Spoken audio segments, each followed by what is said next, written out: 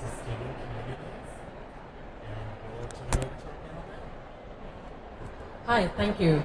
My name is Sharmishta Ray. I am an artist, an art critic, curator, and I've taken a 360-degree turn in the art world. I've pretty much done everything, taken the scenic route, so to speak, and I think that's going to be probably one of the themes of this panel with these two wonderful people that I have here. We're being called super connectors. We'll find out if that's actually the case. So I have with me Felicity Hogan, who is the director of NIFA Learning, and Nat Rowe, who is the executive director of Flux Factory. Both organizations are here in New York. We're very lucky to have them here with us. They come with a lot of knowledge and experience. So thank you for being here. And the topic today is building and sustaining communities. I think that especially in the world that we are living in today, I have found for myself as well that building and sustaining your own community is about the most important thing that you can do to really thrive, not just survive, but thrive as an artist in this day and age. So I am going to introduce our first speaker, Felicity Hogan, who I mentioned is the director of NIFA Learning. She comes with more than 15 years of commercial experience in commercial, alternative, and nonprofit spaces. She's worked primarily in arts administration. She really has dedicated her life to fostering communities and supporting artists and supporting the arts. And so we're very grateful to you, Felicity. And I'd like to just throw out the theme of the day. How have you, in your life and within your work and career, how have you built and sustained communities? Thank you, Sharmishta, and thank you, the Career Center, for having us here today. I think going back to a little bit of how I ended up in the States, I actually originally from the UK and trained as a painter.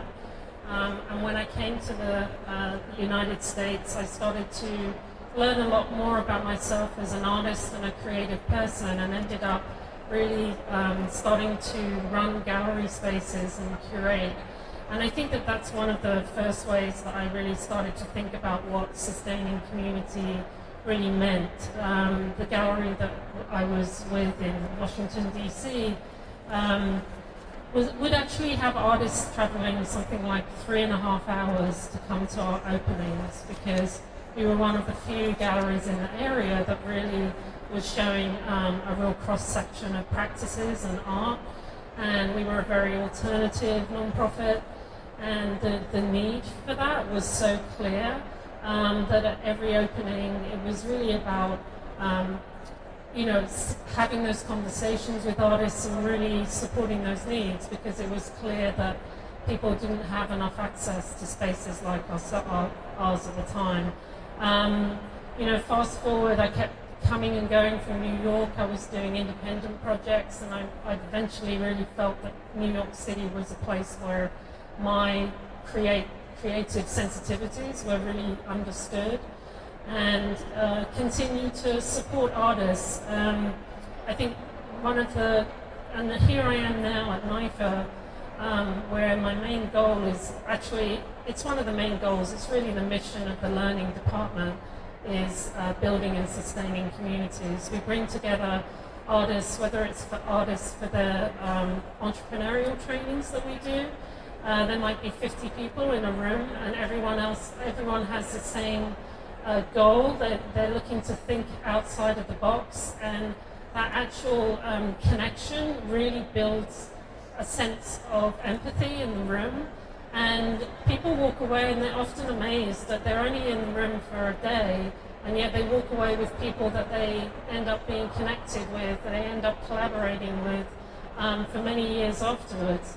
And then we also support immigrant artists, And through that program, we bring a group of artists together who are connected through their immigrant experience, coming from all around the world. And a very similar thing happens where that deep connection connects everyone, and they start building community. They often work on projects. They get support through having a one-on-one mentor, and many of the mentors and mentees are still connected even now. So it's really deeply embedded in the work that we do. We also travel around New York State, and I actually checked in with a group. After we are there in person, we provide, say, an online platform where people can stay connected. And I checked in with them to see how everyone was doing, and just got a flood of responses about how they've achieved certain goals, or how they've been able to take some of the information that we've provided and put it into their practice and actually take their career to the next level, which is really one of the main goals of our programs. So I feel very lucky, and I'm usually feeling very humble when I'm in the room with the people that participate in our programs, because quite frankly, there's just amazing artists wherever we go, and we're doing our immigrant artists program nationwide now, so we're connecting with artists in Detroit and Oakland and San Antonio, and it's again the same thing where really there's just amazing talent, and if we can keep building those communities, and one of the things we're thinking about now is actually connecting all the artists that are going through these different programs across nationwide, and whether that's something that happens remotely, we definitely really want to do that, because again, it's that shared connection that often helps build communities. Have I answered that? Yeah, no, that you did answer the question. I guess I also want to ask you a more specific question. What do you do, what does your day-to-day in terms of the administration look like vis-a-vis the larger vision? And I ask that because sometimes, we find in all our lives that really the everyday challenges of even sustaining and running an organization like NIFA with all the different parts and people, how do you keep that vision alive? Because clearly it's alive for you. I mean, you understand the mission and the purpose. And how do you keep that alive for yourself within the day-to-day challenges of running an organization like this, and particularly a department? Yeah. Well, I think partly there's definitely a sense of listening to yourself in terms of renewal. I think renewal is one of the things that has come up for me in the last couple of years. That there is a lot of stress involved in running a team, and also sort of managing expectations and managing expectations of the relationship above with other executives around you as well. So for myself, I've definitely kind of created some boundaries about things like I might take off the weekend from Facebook, which is where all our online groups are maintained. And that's actually a way for me, because every time I sign in on Facebook, there's the personal and the work that sort of pops up right in front of me. So I've actually created that boundary for myself in terms of protecting my time, because as a passionate creative person and being inspired by every single person I meet, you can be in that space where you're actually forgetting about your own health and your own well-being, which isn't good for anyone else. It's not good for the people you manage. So you do have to really think about yourself. On the day-to-day, we spend a lot of time, answering emails and giving people one-on-one support, phone calls as well with artists that might be having challenges. We had to mobilize some support for one of our artists recently in one of the nationwide programs because they were encountering some challenges. So there's things that pop up suddenly that are very urgent, and then you might be planning and maintaining a steady momentum, and then something can pop up that's very urgent and important, and so you have to sort of navigate around that. Before we move on to Nat, I haven't forgotten about you. got time. Just letting you rest over there for a second.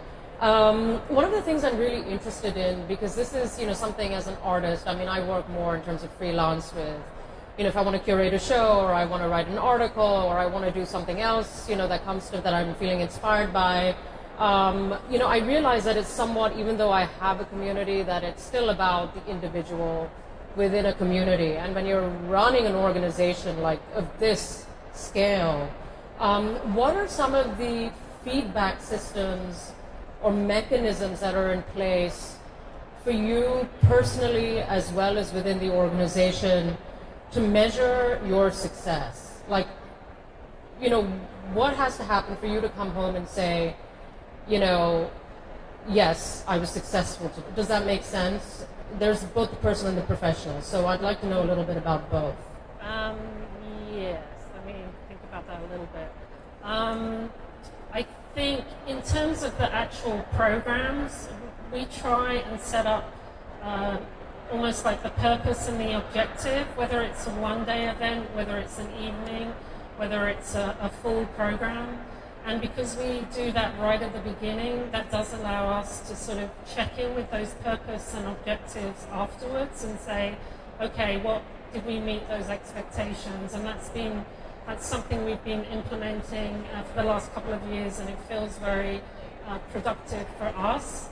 And in terms of the artist end, obviously we encourage people to really be in touch with us and let us know, especially with some of the programs that run longer, whether it's the Emerging Leaders program that we also run that goes over a 9-month period. We are trying to really have that open loop, definitely with the Immigrant Artists program as well, where people can really reach out. Obviously there's more of the sort of things like evaluations that we really ask in terms of getting feedback, where we get that feedback from people, and there's a mechanism for that. It might be online or it might be paper. So that again allows us to sort of see where any sort of challenges are coming up, and then we can keep reviewing that. We do actually make quite substantial changes to our programs based on feedback. So it's definitely a process for us to look on it. In terms of my own personal day, I would say that's a really tough question. To be quite honest, I would say some days it feels like, I hear something, like for instance, when I checked in with people who are all over New York State, this is in Corning, in Lake Placid, hearing the artists actually know that they had concrete results from the information we provided them.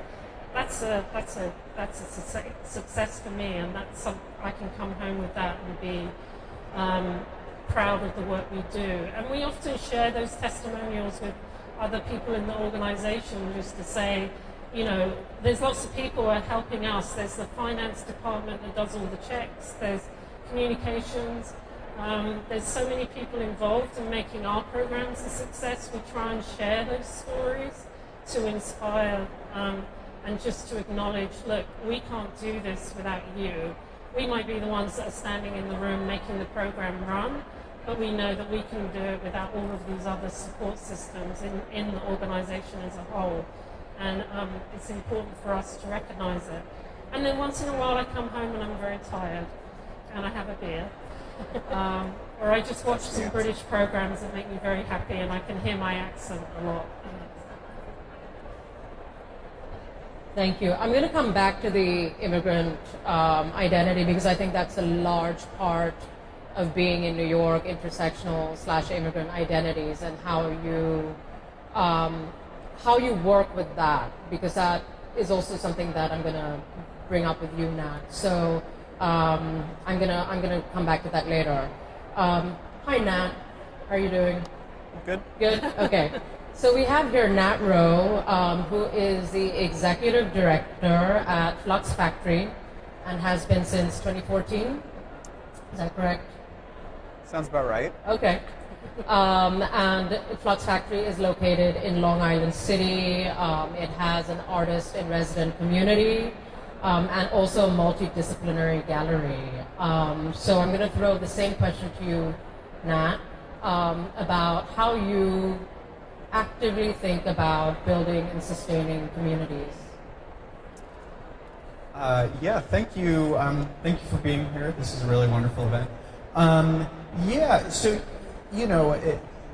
I think actually, when I was quite young, as a college student, I took an internship at this radio station called WFMU. And, the more that time goes on, I realize that kind of, conked me on the head and influenced me in ways that I didn't even really appreciate for a while. So this was a station, all the DJs, there's about 75 of them at any, over the course of a week, it's a weekly schedule. And the staff, the management just kind of lets them run the ship. And so there's really no clear direction, there's no clear aesthetic. And people are just kind of, empowered to do whatever they want. They're empowered to fail. It's a station that's kind of notorious for having really beautiful moments where something totally singular happens. But because it's an experiment, a genuine experiment, there's also tons of failures and awful radio moments, humiliating radio moments. Hopefully more in the early AM hours, but sometimes like totally during prime time, it's just a meltdown. And something about that creative freedom where,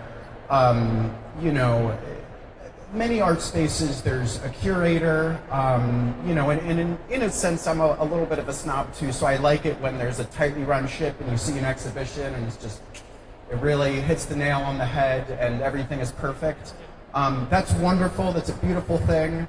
But somehow that's not quite, I don't know, where I found myself or what I've been trying to push for in my own, work with different organizations. And I really just loved this kind of democratic approach where, it's sort of non-hierarchical, it's artist-led, and it's really open to trying new things. And, I've worked with, predominantly young artists, emerging artists, who are exactly at this kind of point in their careers where you should just be trying out something that you don't know if it's going to work. A failure of an exhibition to me is not even really, that kind of proves the success of it because you've really tried something you're not quite ready for, and being in over your head, I think, is really something valuable. So this question was a little bit about how what am I answering? Yeah, I don't think I can be heard unless I have the mic, so I'm going to give it back to you. No, it's about how you, well, of course, I want to hear about the scenic route that you have taken, and I think we've talked a little bit about that. But about how you actively, through Flux Factory, build and sustain that community specifically. And if you can just also talk a little bit about your programming, because I don't think everybody would know about exactly what Flux Factory does. Right. Yeah. Yes. Okay, so I got into the deeper Freudian influences there. But yeah, so Flux Factory, it's in Long Island City, and it's an artist in residency space, so we serve about 50 artists per year. There's 16 studios, there's maybe about 20 artists in residence there at any given point in time. We have a gallery space, we do education programs, we do cross-disciplinary exhibitions, we try and support a wide range of media, and we predominantly serve emerging artists. I had just previously to working at Flux Factory, had been at this space called Silent Barn as well, which was very similar, a multi-use building. That space had, live-in residencies, kind of studio spaces, and predominantly music events, a little more heavy on the music, but also a lot of visual art there as well. And I mean, both of these spaces, I think, were similar to kind of the, something about the ideology that I was talking about with WFMU, where it's really a platform for people to just try anything out. And so that's been, with Flux Factory, I've really seen that as my role and sort of the, what is the programmatic direction of it. A lot of times you'll see maybe a director who wants to lead into a certain aesthetic or into a certain niche. And really, for me, it's just been about giving a platform for people to try out really anything, and trying to just support them wherever they're at. And so, our programming ranges from, we just had a pop-up roller rink, which was, up for just a week. And then this, just the exhibition that just closed, that was right after that, another, residency solo exhibition, had kind of, a 5-channel audio-visual piece. That the digital object was also, there was like sculptural objects, so it was like a truly cross-disciplinary exhibition, and that's really been my kind of philosophy about how does this how do these communities cohere, and it's really just kind of it's incoherence at its core, and we really just try and emphasize the individualism. And artistic freedom, and people just being able to try out things that they, for many Flux Factory artists, sometimes it's their first solo exhibition, sometimes their first exhibition in New York City. We really do encourage them to, make new work and try something that they haven't before. So I really think that there's something totally valuable about experimentation, and somehow out of this, out of all these different viewpoints and aesthetics, there's something sort of coherent that emerges from that.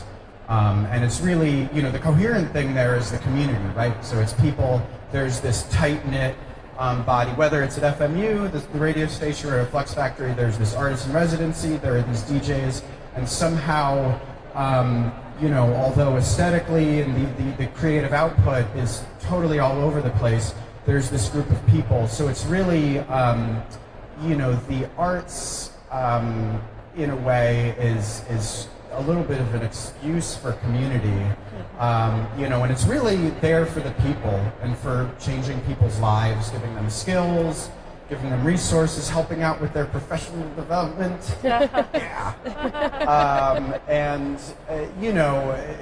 You were pointing out to me that there were 2 NIFA artists, or perhaps one of them had worked with NIFA, who met at Flux Factory, a collaborator that they had, continued to work with for many years. And that's exactly what we're there for people to form these bonds and continue on with them later in their lives. I'd love to. I was just going to say, for us, Flux Factories, we just encourage people to just look at them all the time. It just feels like a great place for artists to just do exactly what you said, like try out new ideas, and there's such an openness. So especially for a lot of our immigrant artists who are new to the city, it's a really great entry place. And somebody had met their longtime collaborator. They just stayed in touch, and they're still collaborating through Flux Factory exhibitions. So thanks, Nat. You actually brought me to one of the points I wanted to address in this conversation, is about how both of you, being from very different nonprofits, NIFA kind of serving the entire community, and then Flux Factory really focusing on a more local community. How do you see, or how do these different organizations work or not work together to really create this vibrant, dynamic city, this cultural city?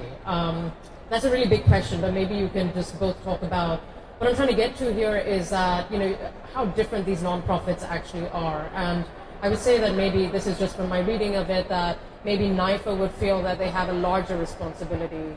And what does that look like versus serving, say, the local community? And how do you measure then feedback and success within your community, and how they're responding to what you're doing? Yeah, a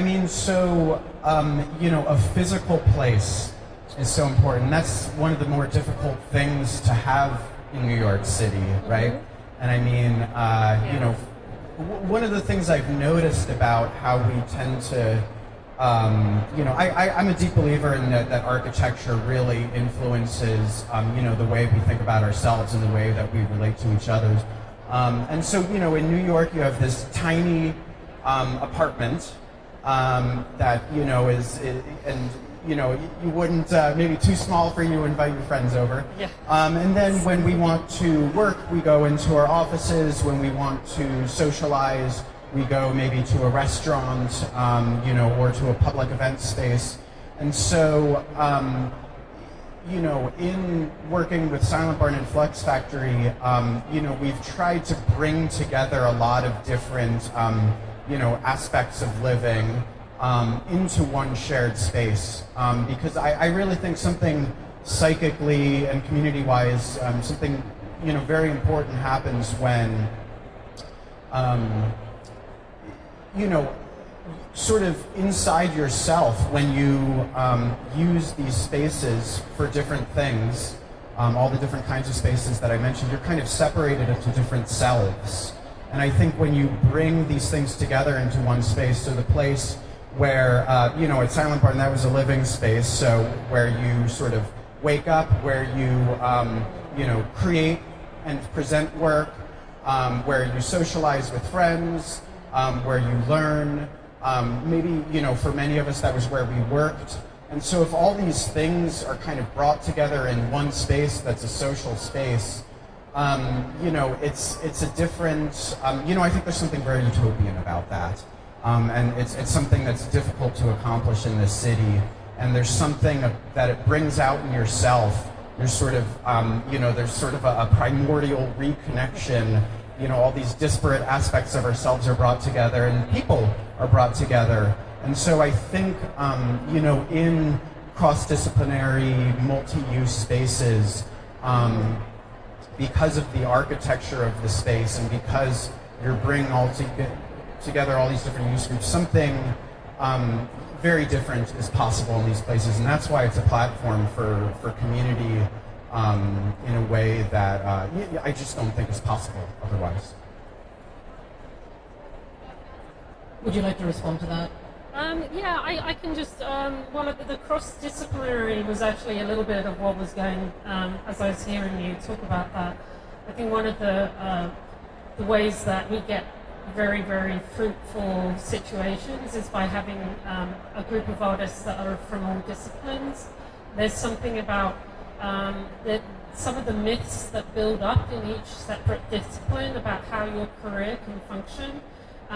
When you have a theatre artist and a visual artist together, you can kind of deconstruct or completely explode those myths. And the cross-disciplinary thing is something that we feel is very, very productive, and it's something we try and do a lot.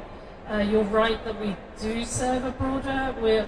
Our mission is to serve artists at critical stages of their creative lives. So we may be serving someone that's just coming out of college, but we may be serving somebody who's in their 80s and they're still painting, or still creating their creative practice, but they're understanding the need to learn and keep revising and keep thinking. And so we really do serve a very broad section of artists, but but definitely that cross-disciplinary is incredibly fertile, and for collaboration as well.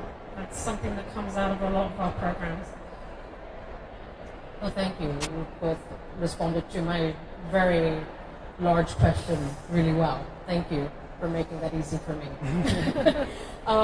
One of the things I think about, and looping back to this question of the immigrant identity, which is so foundational to New York City. It is an immigrant city in that sense. It's also a cross-pollination of so many identities, whether it be gender, sexuality, race, ethnicities. It's really the melting pot, not only of America, but one of the biggest in the world. And that can get really complex, when we're talking about community, and two very different communities, one broader community, one maybe more local and focused community. I think one of the things that really is necessary in terms of sustaining, you both talk about building, and if we're talking about sustaining, is also the space of healing. And do you think about healing in terms of your community at all? And I connect that to the immigrant identity because I think, and intersectional identities, because I think that we have to think about that so much in terms of when we're even forming our group of community of friends or even a larger radius beyond that.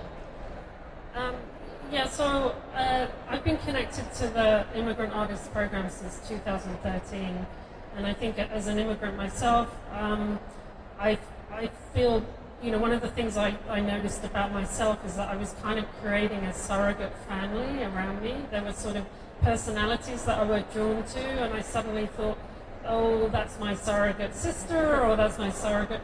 And I kept, wherever I was, whether it was in DC or New York City, I was starting to build those communities around me. And I actually felt that it was important to do the same thing for the Immigrant Artists Program with the groups that were coming in.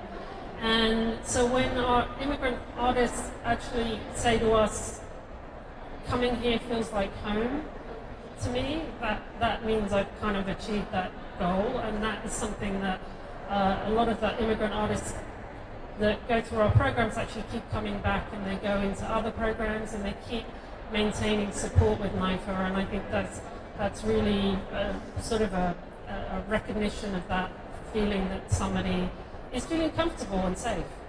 So that it is a very important part of the Immigrant Artists Program for me, but not only for any of the programs we run.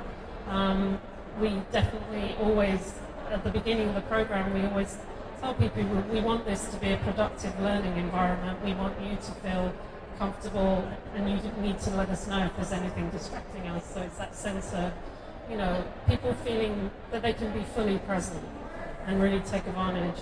I think the other thing is we talk about a lot is you can only get out of this program what you put into it as well. And that's something that I just wanted to mention, that the investment really as well, that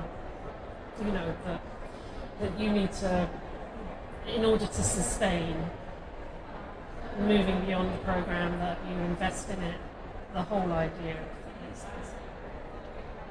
So what I'm hearing here is one, engagement, mutual engagement is really necessary, and you also take a people-oriented approach, which is probably more difficult to do for a larger organization because, again, you're serving broader needs. And just having been to NIFA a few times, there is that sense. I was surprised, I remember, because I had just come back a year and a half ago from India, and I didn't expect to find that level of warmth in that space, and that's clearly in the DNA, embedded in the DNA. So if you can measure success from my feedback, it's working. And Nat, I mean the same question to you. Sure, yeah. So, in this community space that I was just kind of describing, we try and bring together, diversity is really the strength of it, because if you're in this immersive environment with people who are just like you and have the same background as you and work in the same medium as you, that might be great actually, but but we do think that people grow from difference, and when you're really deeply integrated with people who are working in very different media, who come from international and local and national other places in the United States, different age groups, different sexualities and identities.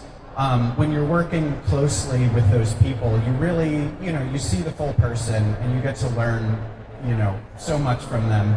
And so, that's really, I think,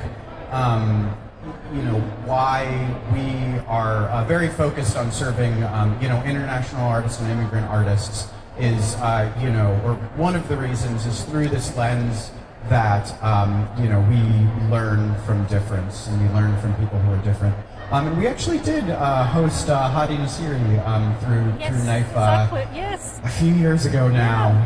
And Hadi actually became quite popular at Fluxus. He's an excellent chef. Really, really great cook. That's the way to gain friends at Flux. you know, and I mean, it's sort of as simple as that, really, is, you know, we try to, you know, get this group of people together, but also, you know, we really do try, because, you know, affordability is a big part of our mission, you know, giving people early exhibition opportunities and giving them income to exhibit. And so these resources, we're not trying to allocate all these public resources towards the most fortunate and the most set up. You know, while we don't restrict people based on income or based on, you know, whatever stability they have, we really do try and target and specifically serve people who are in different kinds of need. And, you know, New York City is, it can be very rough on people who have just arrived here. And so really, you know, providing affordability of space and providing this community of people, you know, in informal and formal ways. You know, it's just like someone arrives in their first week, there are sort of people who are all like, we're going to the MoMA this afternoon, who wants to come with us? And so they have their friends. Because it can be so lonely to arrive in New York City. And everybody seems to have friends except for you. And you know, you're like, oh, can I join your friend circle? So, you know, really being in a highly social environment where people end up informally meeting people that they collaborate with, you know, many times, you know, then our flex artists are able to go and do projects abroad. So it does work the other way, and we have sort of an ongoing program, you know, as much as we're able to realize projects internationally. So, you know, it's a mix, I guess. Why does Flux Factory focus so much on international artists and on serving immigrants? And it, you know, it's partially because, you know, we believe the local artists, you know, maybe native New Yorkers or, you know, people who were born in New Jersey or something like that will benefit from this. But it's also because, you know, New York is just can be a really challenging city. And so, you know, we are a charity. I mean, we're, you know, and I think some arts nonprofits they view themselves maybe as a fine arts institution, and, you know, maybe think that focusing on excellence in arts is really what it's all about. And I think, you know, some of these spaces, you know, maybe don't understand that why they have that 501c3, why they have those tax benefits, and it's because they're fulfilling a charitable and a public purpose, which is, you know, essentially about, you know, redistribution of resources and serving those who, you know, are in need or don't benefit from, you know, whatever, you know, privately is happening. That's an excellent point. Do you want to respond to that at all? Do you have anything? No? Okay, I have about 2 or 3 more points, and then, you know, and feel free to engage with each other, and I will give our wonderful audience here an opportunity. I'm not going to, you know, hoard all the questions for myself. Or we can actually open it. Do you want to open it up for maybe a question from the audience right now? I mean, I have a couple of more things I want to say, but anybody? You'll have to come up here, I think, and you'll have to come up here and ask the question.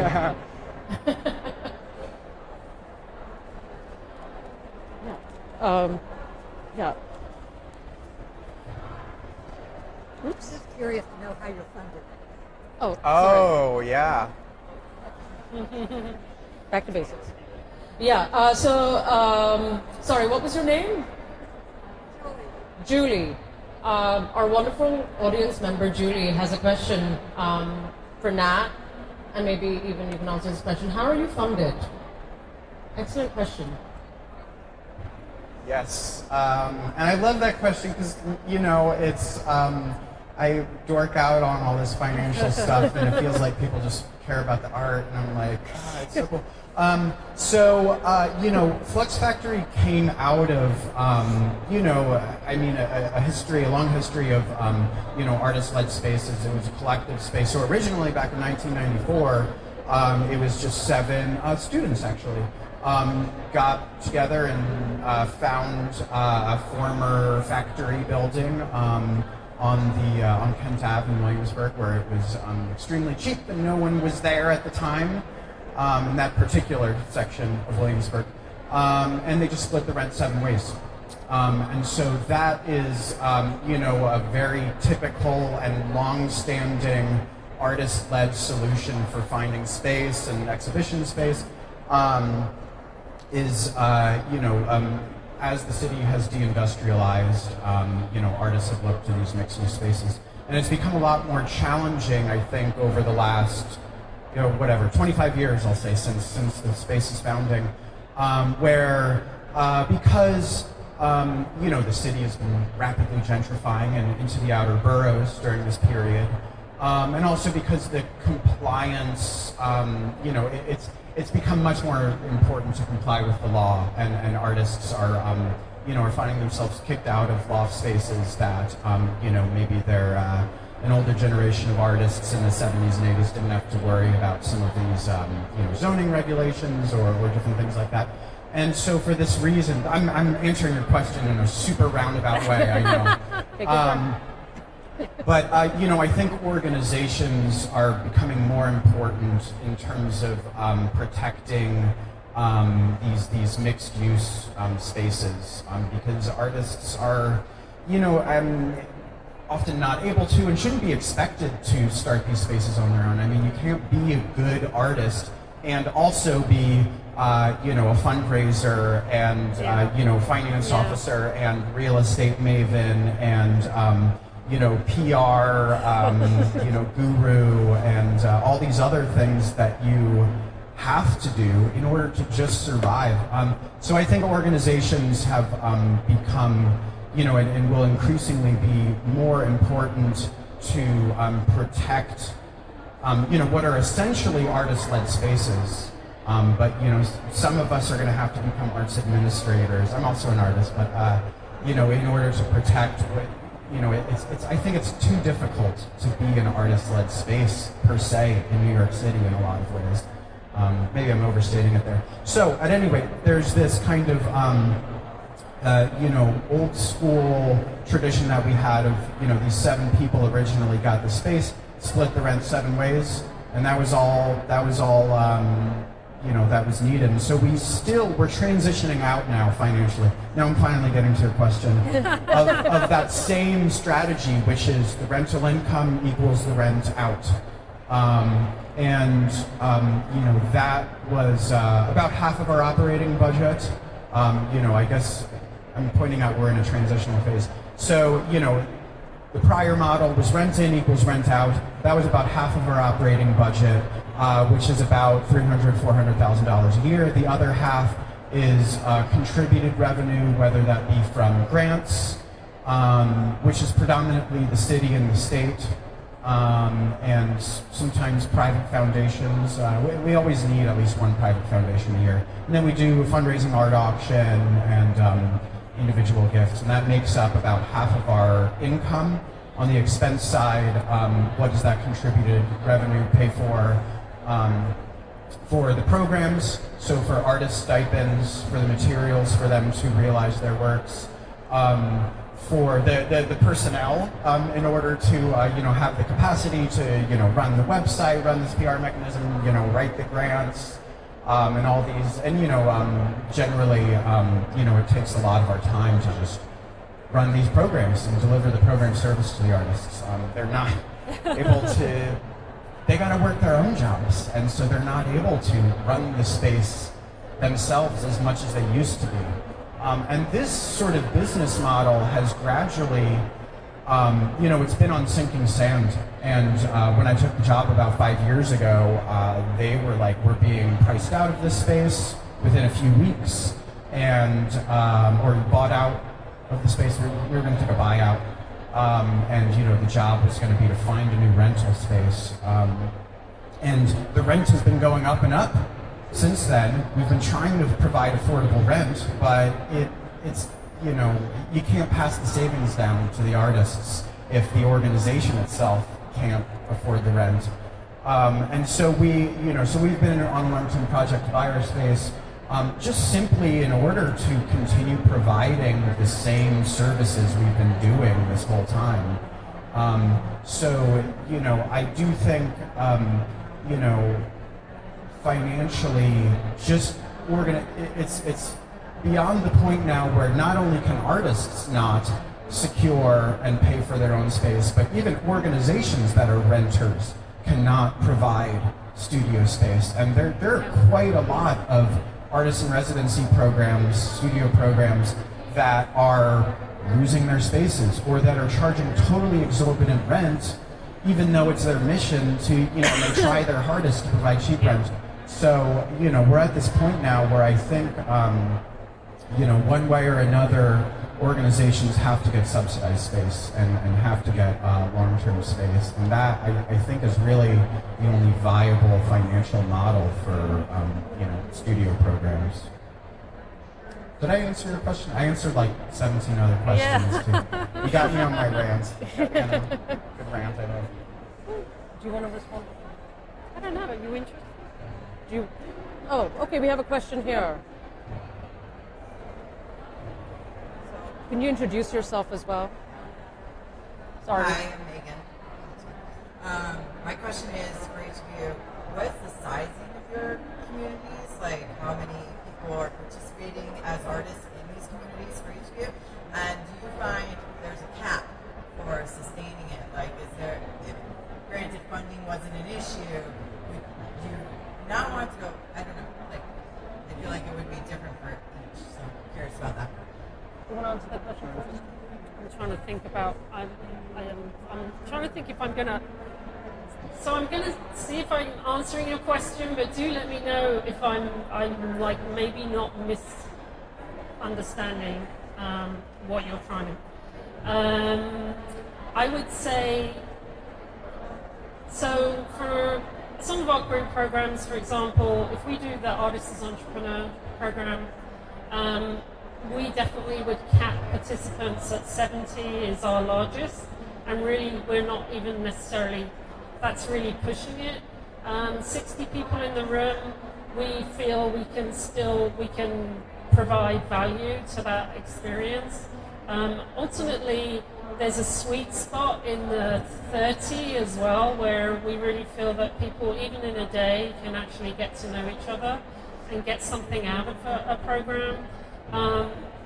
Then say for our immigrant artist program, we have say 18 to 24 people in a program, and then we have mentors supporting that. So we really have a goal to foster the community. So we bring all the mentors and mentees together in many of the group meetings that we have, and then so ultimately there might be 45 people in the room, and we've realized that necessarily isn't a great fit for that program, because it can be a little bit intimidating for people to be in a room with 45 people, and so that's not necessarily productive. So we've sort of actually done some caps in that program where we feel like 18 is a nice sort of sweet spot. So we're always kind of evaluating those things and seeing it.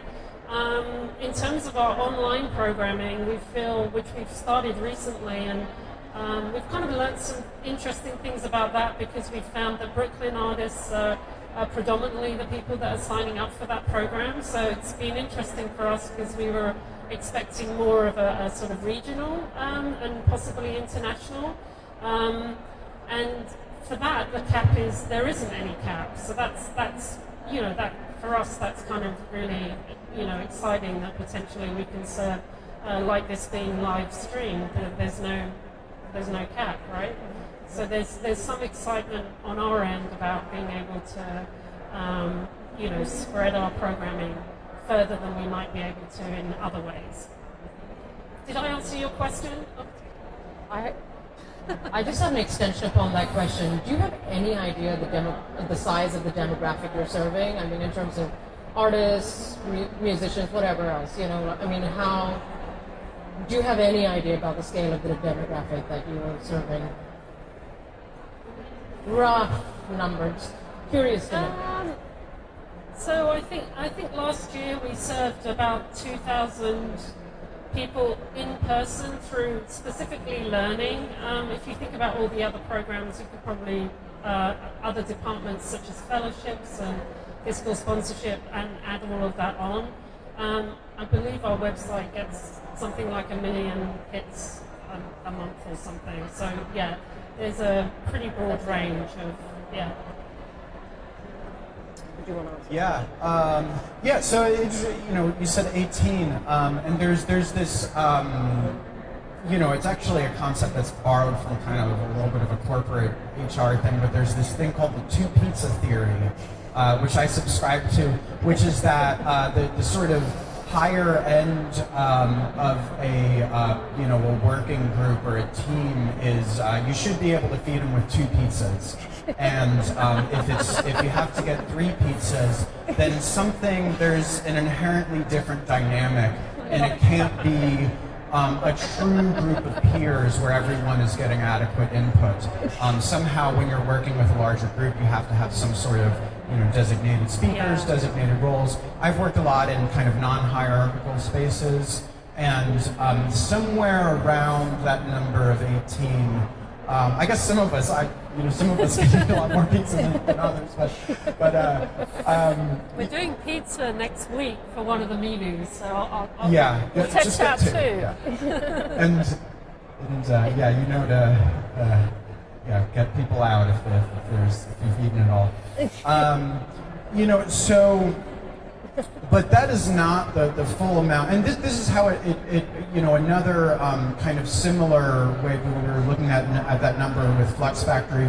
We've kind of been looking at expanding our space and stuff like this, and we're thinking, well, how large do we want the artist in residency to be if we were able to add more spaces?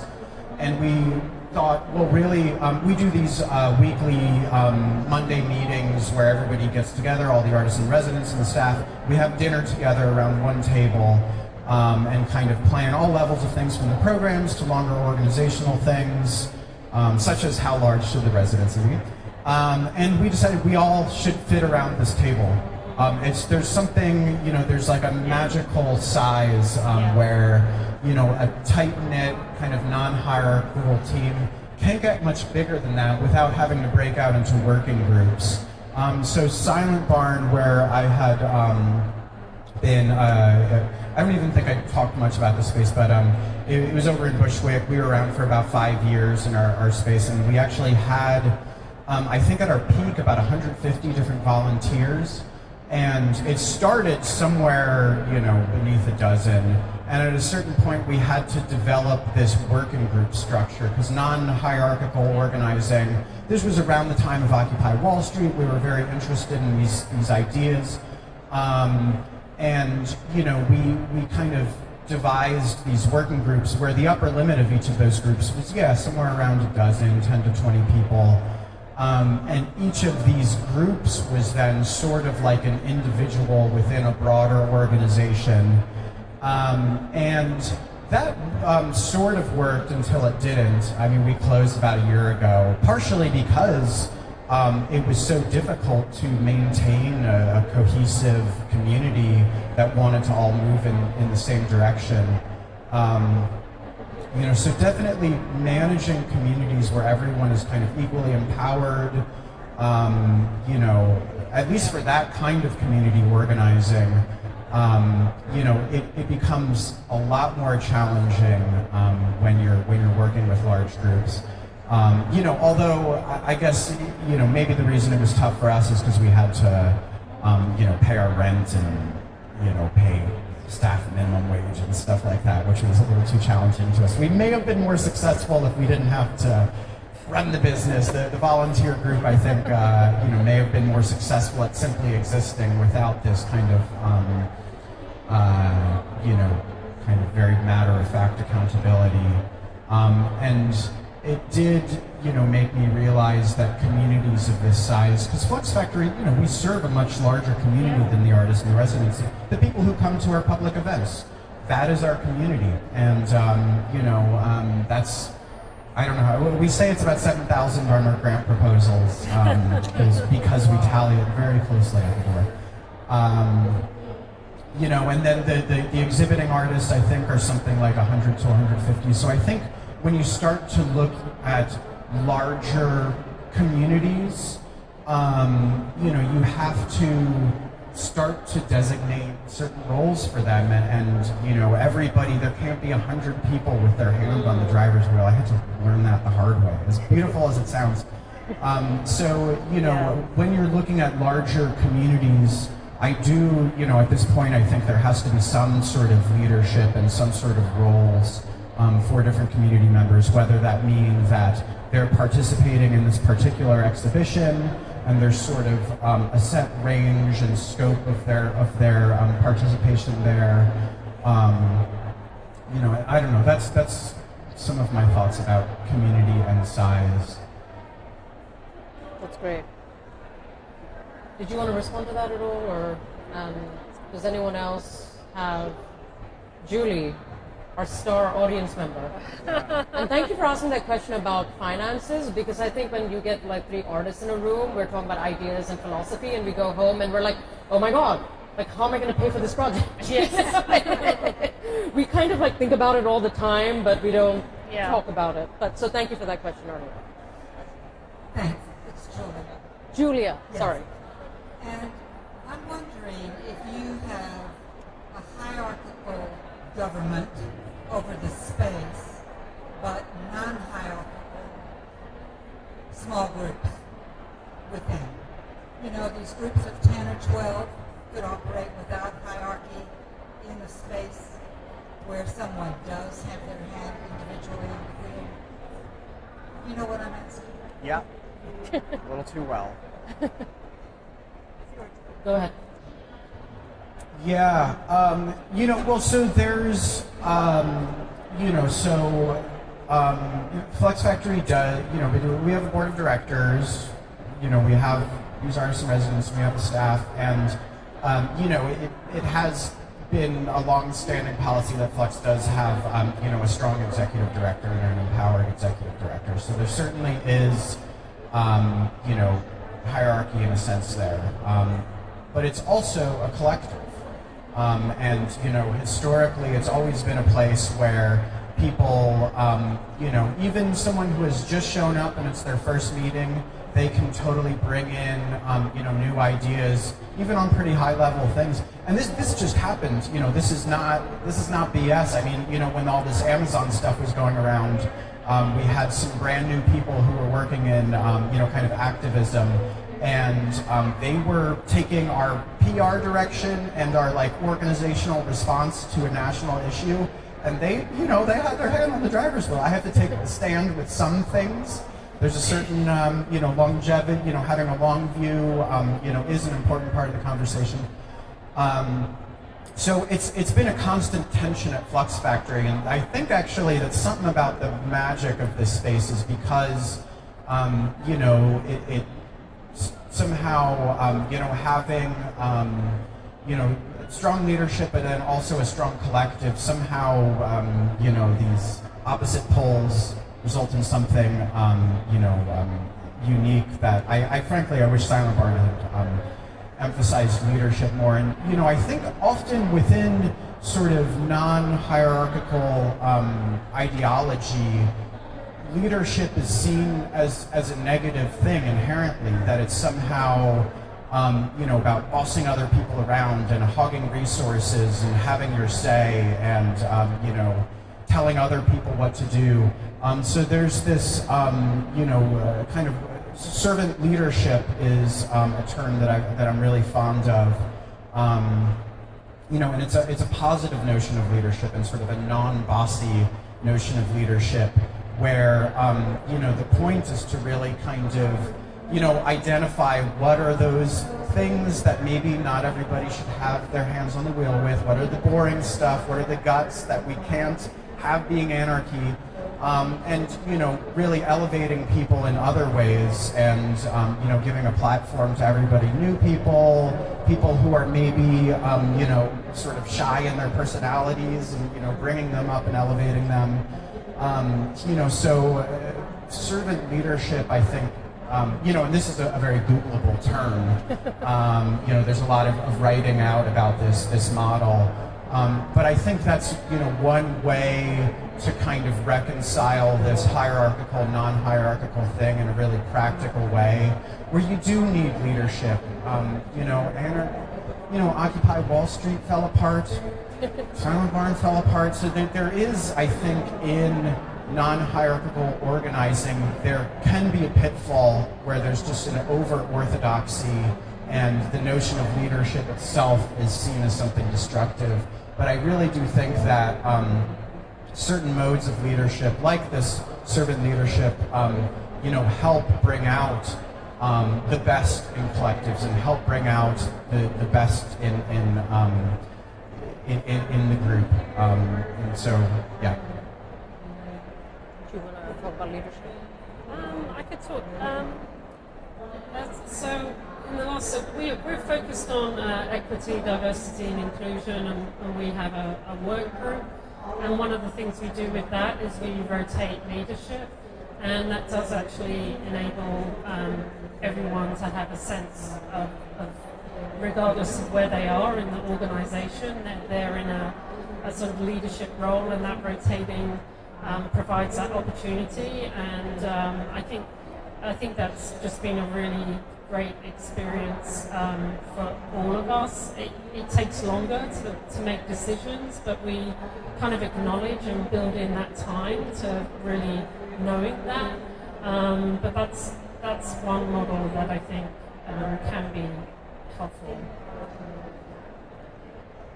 So last question, and then I'm going to wrap it up because you guys have given a lot to this panel today. And so my last question is a personal question. Do you get time to make your own work? After serving this community, I mean, because serving it takes so much out of you, I mean, you're giving. You're both artists. Do you have time to get into your studio and make work at the end of the day? Is that a question I shouldn't ask? Nana's giving me daggers. I can answer a little bit. Yeah, so I still have unfinished paintings in the sort of living room, and I have like a little corner with all the paints just in case. I'm not necessarily doing my practice at the moment, but I did last year. So I've basically been cleaning out the garage in my mum's house in Essex, in England. There's lots of paintings in there, and ultimately I just have to let them go. So I trashed a lot of paintings, but I took photos of every single one of them, just as a sort of like, remember you did that. And what happened is we actually did a staff show at NIFA, and I knew one of our staff members, Lauren, was a poet, and I was really interested in her work, and I said, should we collaborate? Should we do something? And so we ended up doing, she actually read her poems in front of the images of all the work that I trashed in England. So it's back to that theme of renewal and refresh. It was a way for those works to live again. And there were some really beautiful moments where her work, the words that she was saying would mirror what was in the background. We didn't curate it in any way, we just let the rhythm and the images were just thrown in there, and we did that a couple of times, and for me, it was just really amazing. It reminded me, oh yeah, that's why I was an artist. It was just that moment of excitement and thrill, and there is a part of me that would like to organize a series, and I have somebody, an accountability person, who is going to keep checking in with me on that because she would love me to do it. And so yeah, that's the way that my artistic practice is still present. But the other thing I would say is, for me, there's so much creativity in the job that I do. It's creative in designing programs, it's creative in how we think.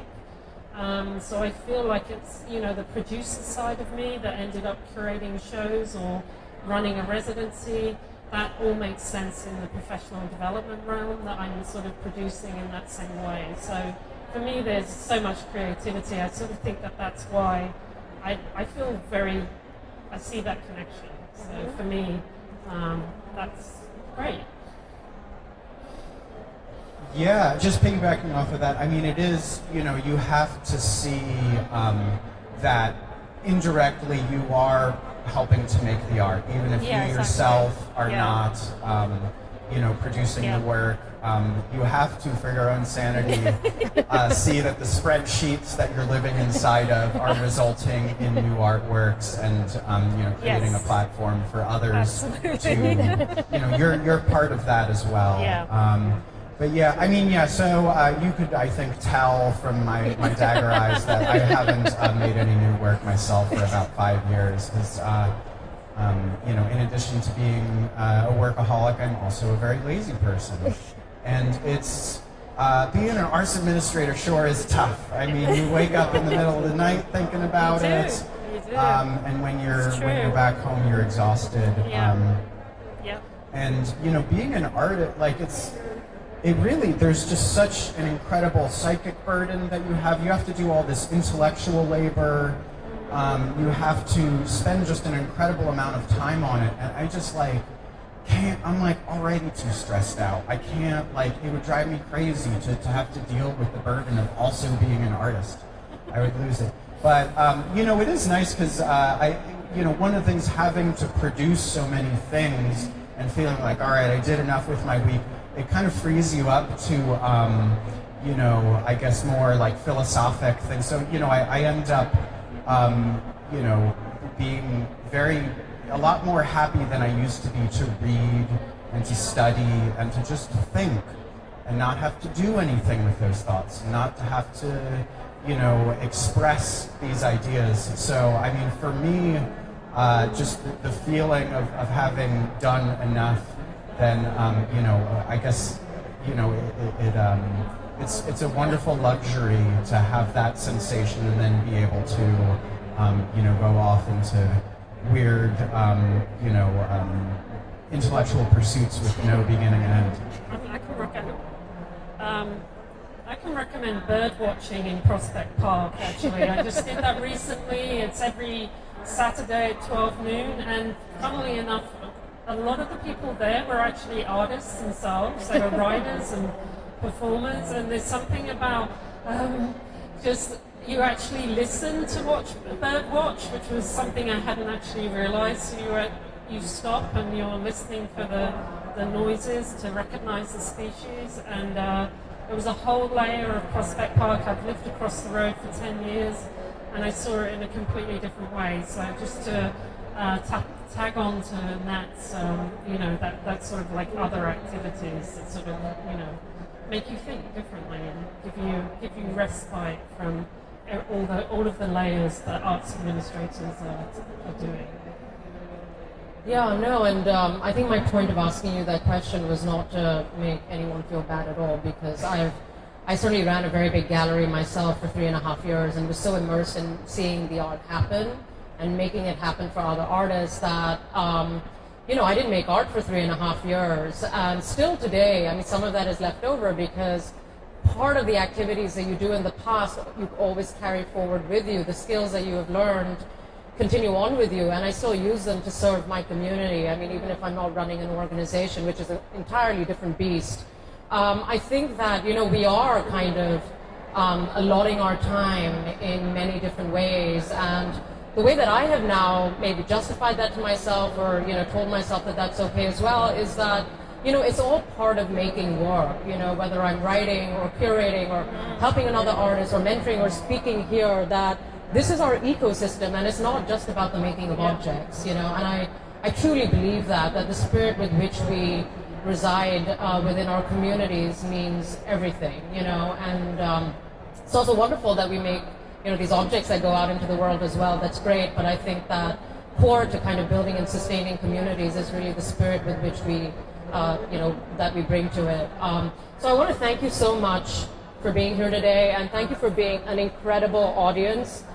We lost 2 people on this panel, but we really made up for it. I think that, hey, we had a lot to talk about. So thank you again. Thanks. Thank you for coming to our Me Too panel. I want to thank Pratt Institute for hosting us. Wait, how are they going to hear us in real time? Your microphone. But them. Are These they? people. But these people. You use this for the audience. Yeah. Hello? Yeah, that's Can you hear better. me? Okay, thank you for coming today to our panel on Me Too Movement, Launching an Ethical Future. I want to thank Pratt for hosting us, and I want to thank our panelists for attending today. You can't even hear Our panelists today are Sophie Sandberg, Catcalls New York, Carolina Rodriguez-Meyer, City of Today for Feminine Urbanism, Rebecca Goyette, visual arts filmmaker, and Sarah Reisman, Shelley, who is the director of the Shelley and Donald Rubin Foundation. Some quick bios. My name is Elaine, as I said. I'm a Pratt alumni from 1987, majored in visual arts and minored in ComD. I'm an interdisciplinary artist, bridging my studio practice with audience participation through installations and performances. I was a recent participant of Art Not Places with a piece called Dance Memoir, celebrating diversity in New York City dance clubs in the 1980s. Was recently in the Currents exhibition at AIR, curated by Barbara Zucker, and Art on the Front Lines at Ronald Feldman Fine Arts in New York City. Sophie Sandberg is a student at NYU studying gender and sexuality. She is the founder of Catcalls in New York City, an Instagram account and street art initiative against gender-biased street harassment. Carolina Rodriguez-Meyer is an artist and architect of the City of Today for Feminine Urbanism. She has built architecture and urban design projects internationally and has exhibited at museums and galleries ranging from the Kunsthaus Brethren, Bronx Museum, Queens Museum, Bitforum's AIR Gallery, and Smithsonian, the Miami Art Museum, and Corcoran Gallery Park. Rebecca Goyette is a filmmaker, visual artist, and arts educator best known for her series of lobster corns and ghost bitch dramas that explore the subject of sexuality from the celebratory to the traumatic. She is represented by Freight and Volume Gallery and has exhibited her work and made films internationally, including her recent and current shows in museums and galleries in Seoul, Korea, England, Italy, Germany, Turkey, Greece, and Denmark. Sarah Reisman is the executive and artistic director of the Shelley and Donald Rubin Foundation, which is focused on art and social justice through grant-making, exhibitions, and public programs. Reisman's background includes organizing and curating permanent and temporary public art in a variety of settings, as well as teaching art history and contemporary art issues at University of Pennsylvania, Purchase College, and currently at the School of Visual Arts. So I will briefly do a presentation that will introduce the panelists and followed by questions that I presented to the panelists today. The abuse of power has come to no surprise is a quote from Holzer's Truisms that were part of a series she produced in the 80s, presented in Times Square, part of a public art fund, and she, at that time she was part of CoLab. And I bring that up because in the recent art form controversy of sexual harassment, a group of anonymous participants formed a group that coined that phrase, no surprise, followed by a petition to address the upper echelons of the art world. In the 80s, we lived in a city that was in flux, a city of freedoms that blurred the lines of consent, joy, desire, and survival. Multiplicity of sexuality, workplace equity, and diversity employment were placemaking for democracy. That also requires ethics, personal accountability, and dialogue. Movements have come in waves, from small clubs to coalition movements. And in the 1990s, I was part of Women's Action Coalition.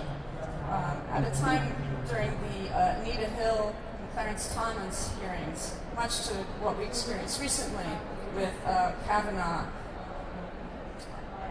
At that time, Anita Hill was accusing Thomas of harassing in the workplace, in which he still ended up becoming a Supreme Court justice. At that time, WAC was calling to end or terminate the inequity of the legal system addressing rapes and sexual harassment, low wage pay, and invisibility, and the fatality from domestic violence. And these are just a few slides of protesting during the 90s, namely the Glenridge rape trial and the Guggenheim protest when Guggenheim was downtown, the lack of invisibility of women, and the exclusion of artists such as Anna Mendieta.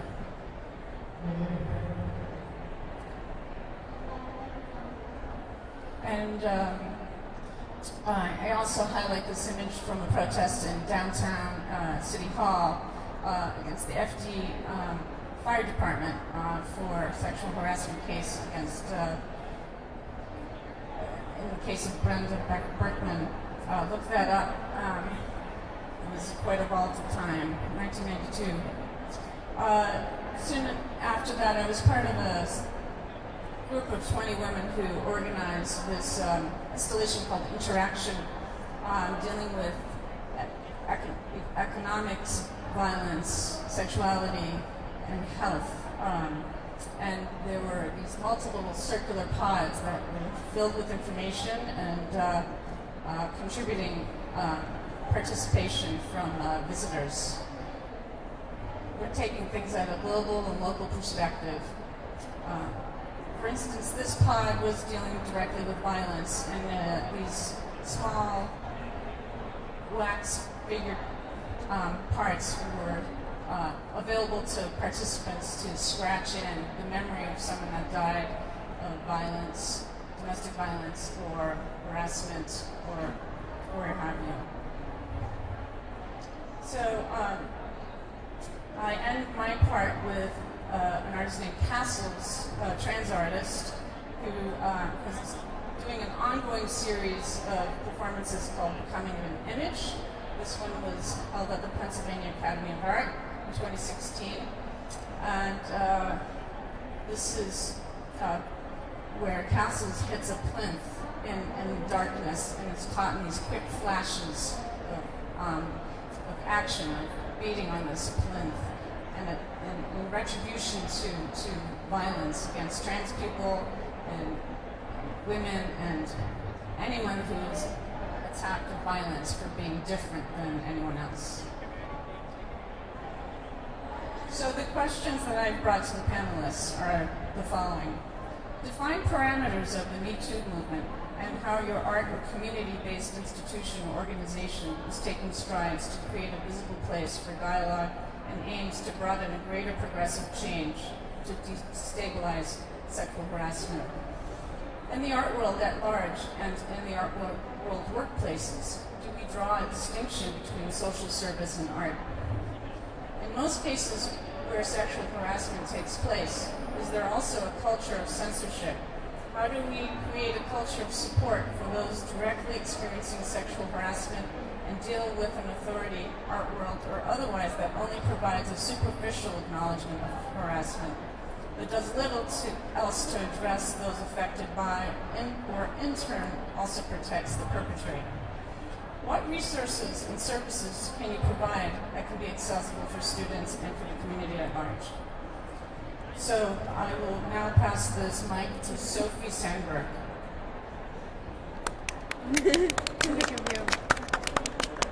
Hi everyone, can you hear me okay? First of all, does everyone know what a catcall is? Yeah. Okay, so what is this? Do you mind it? Oh, no, that's okay. So I'm going to refer to catcalls and street harassment, and I basically consider those things in the same umbrella term. It's lewd comments made to people on the street passing by. So first of all, I started this account called Catcalls of NYC, and what I do with the account is basically this, which you're about to see up here.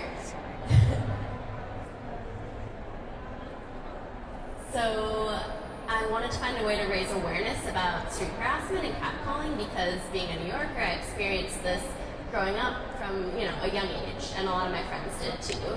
So I felt like there wasn't a lot being done about the issue. People told me it's just words. People told me to cover up and dress more, less provocatively.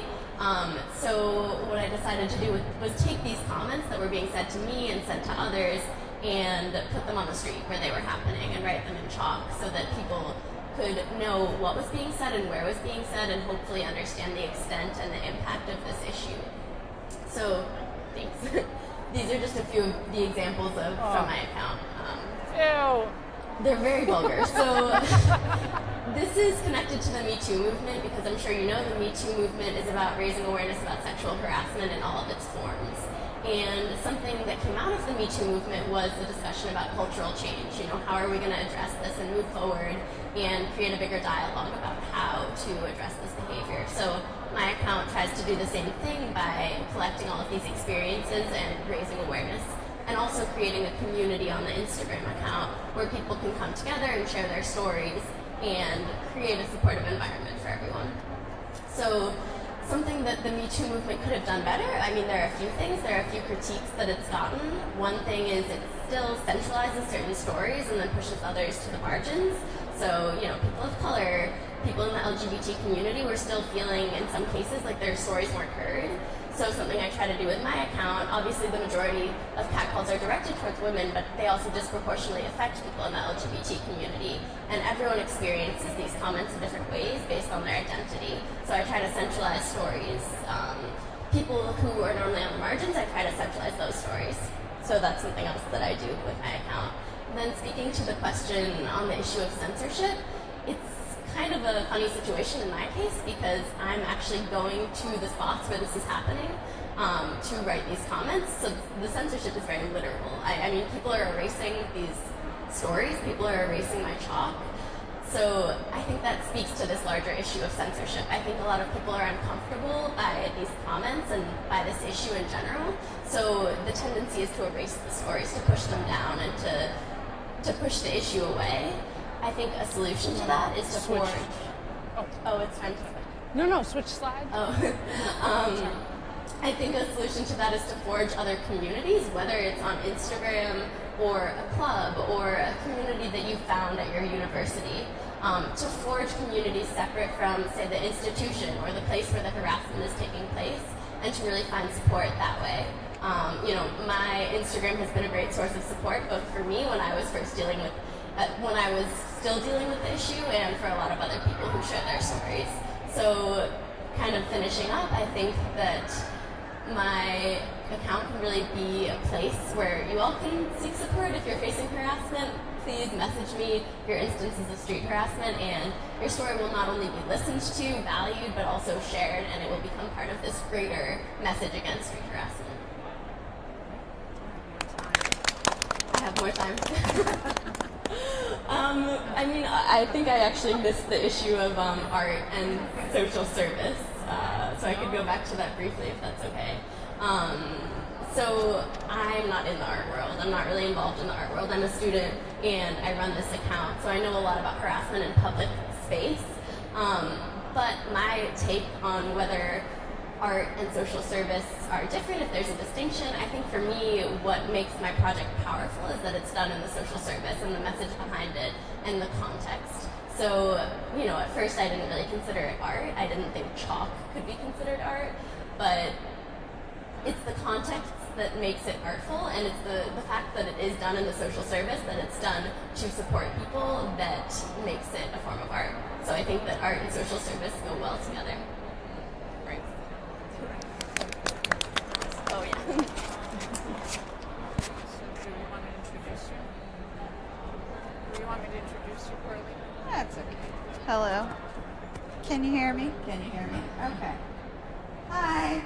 I'm Coralina Rodriguez-Meyer, an artist and the architect of the city of today for feminine urbanism, aka Familia. You can find me on the gram. I'm at lambastic, like sheep, lamb. So I usually do these investment pitch proposal type lectures where I sort of pitch my city to a group of investors, which are often mixed community. But today I'm just going to talk about, I'm going to show the slides, and in the background you'll see both everyday life kind of images, but you'll also see some of my work, which, you know, sort of ranges from very architectural sort of identity construction documents to objects, to interventions, and also, of course, one could even maybe say social services. There's very much a performative aspect to my work, and I consider it a kind of performance of citizenship. But all of this comes out of kind of a lifetime of sort of problems with both man-made and environmental disasters. And so this kind of re-traumatization that's been happening in the media happens both in a kind of domestic and intimate scale as well as a structural. So for me, I think it's really important for us to speak about, you know, to be able to be open with one another and build a community around vulnerability, but also in that process sort of building our strength and solidarity. So I'm sort of really quickly running through, and it'll cycle back, but so I started the City of Today for Feminine Urbanism in 2008 because I wanted to try to unpack some of the traumas I had experienced growing up in the rural South and the Caribbean, which in the 90s was extremely racist, segregated, sexist, sort of every sort of ism you can imagine. So I grew up queer. I thought I was a boy because that, like where I grew up, that was the only way to be intelligent or to have access to resources was if you're a boy. And upward mobility. My mom died when I was 5 years old as a result of a domestic violence dispute.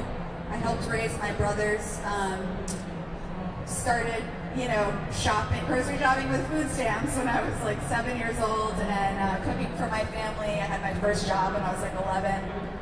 Going to school, and yeah, Hurricane Andrew hit 1992. I lost my best friend, and I was homeless for about a year. And I'm telling you all these things because it's really important to see people who are actually leading productive, progressive, and very community-driven lives, who are also maybe perhaps upwardly mobile financially. I'm not a wealthy person.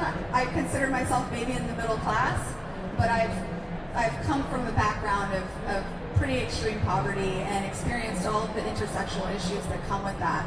I'm a Latinx artist. My family's Colombian and Peruvian. They're immigrants, they're indigenous people.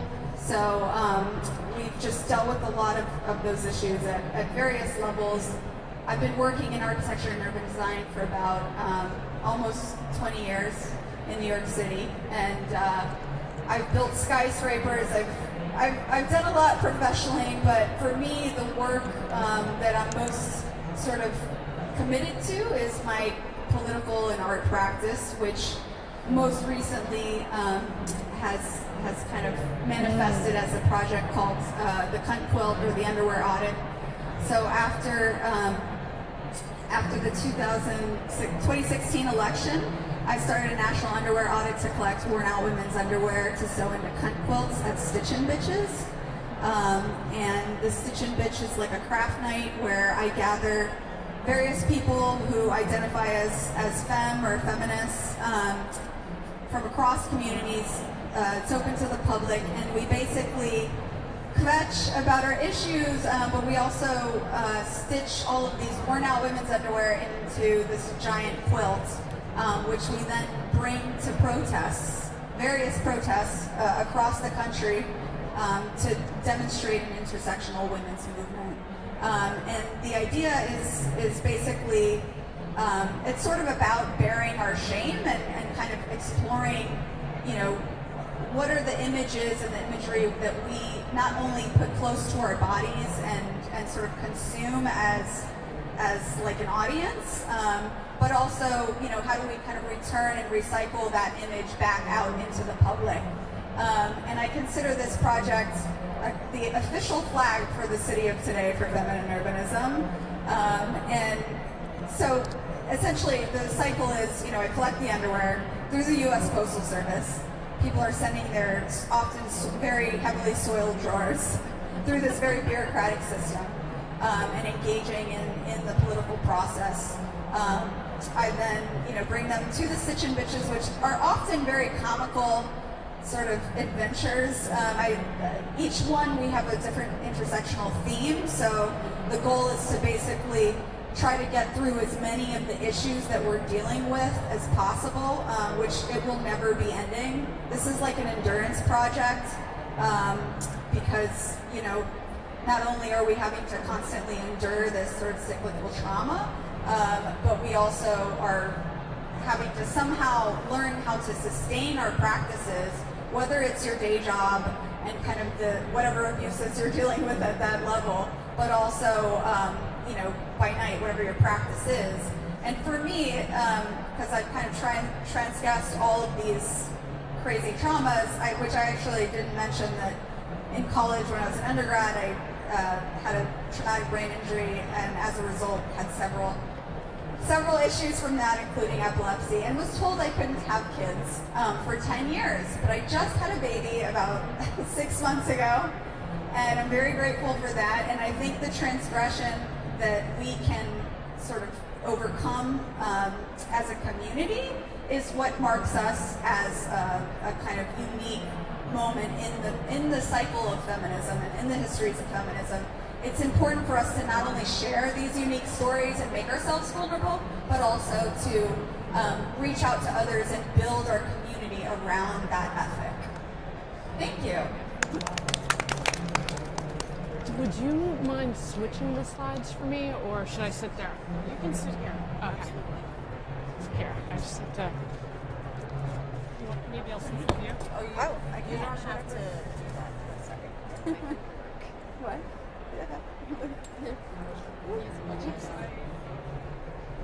Sorry. Sorry. Okay. There we go. Okay.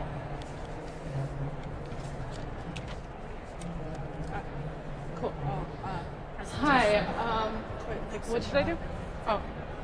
Go ahead, start talking. Okay, cool. Thank you. Hi, I'm Rebecca Goyette. Oh, whoops.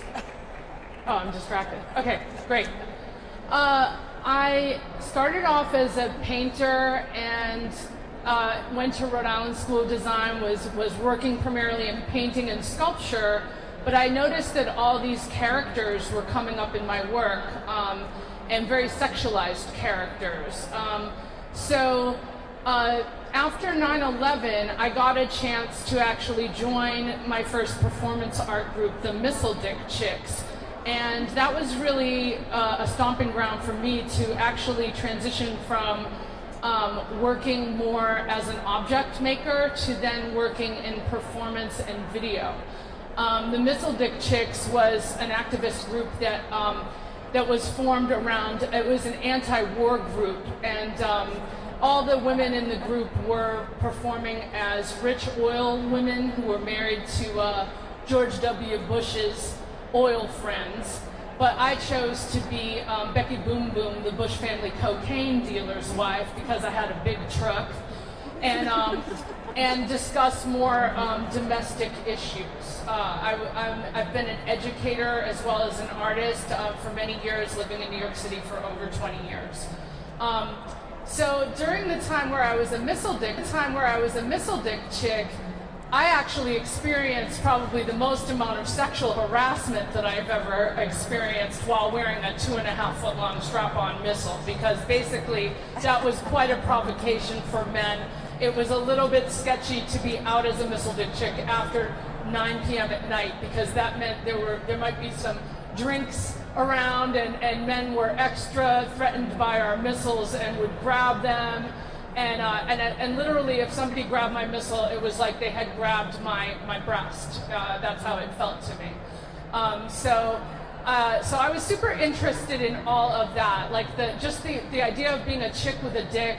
I would go to bed at night and have like ghost dick.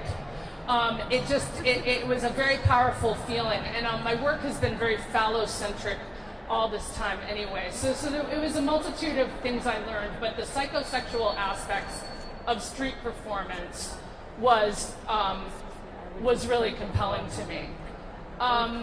So I have brought, that would be so helpful.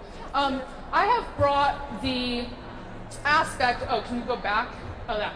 I brought the aspect of performance and recreating characters or histories in my performance, and I wanted to share this slide because I actually recreated my father. And what?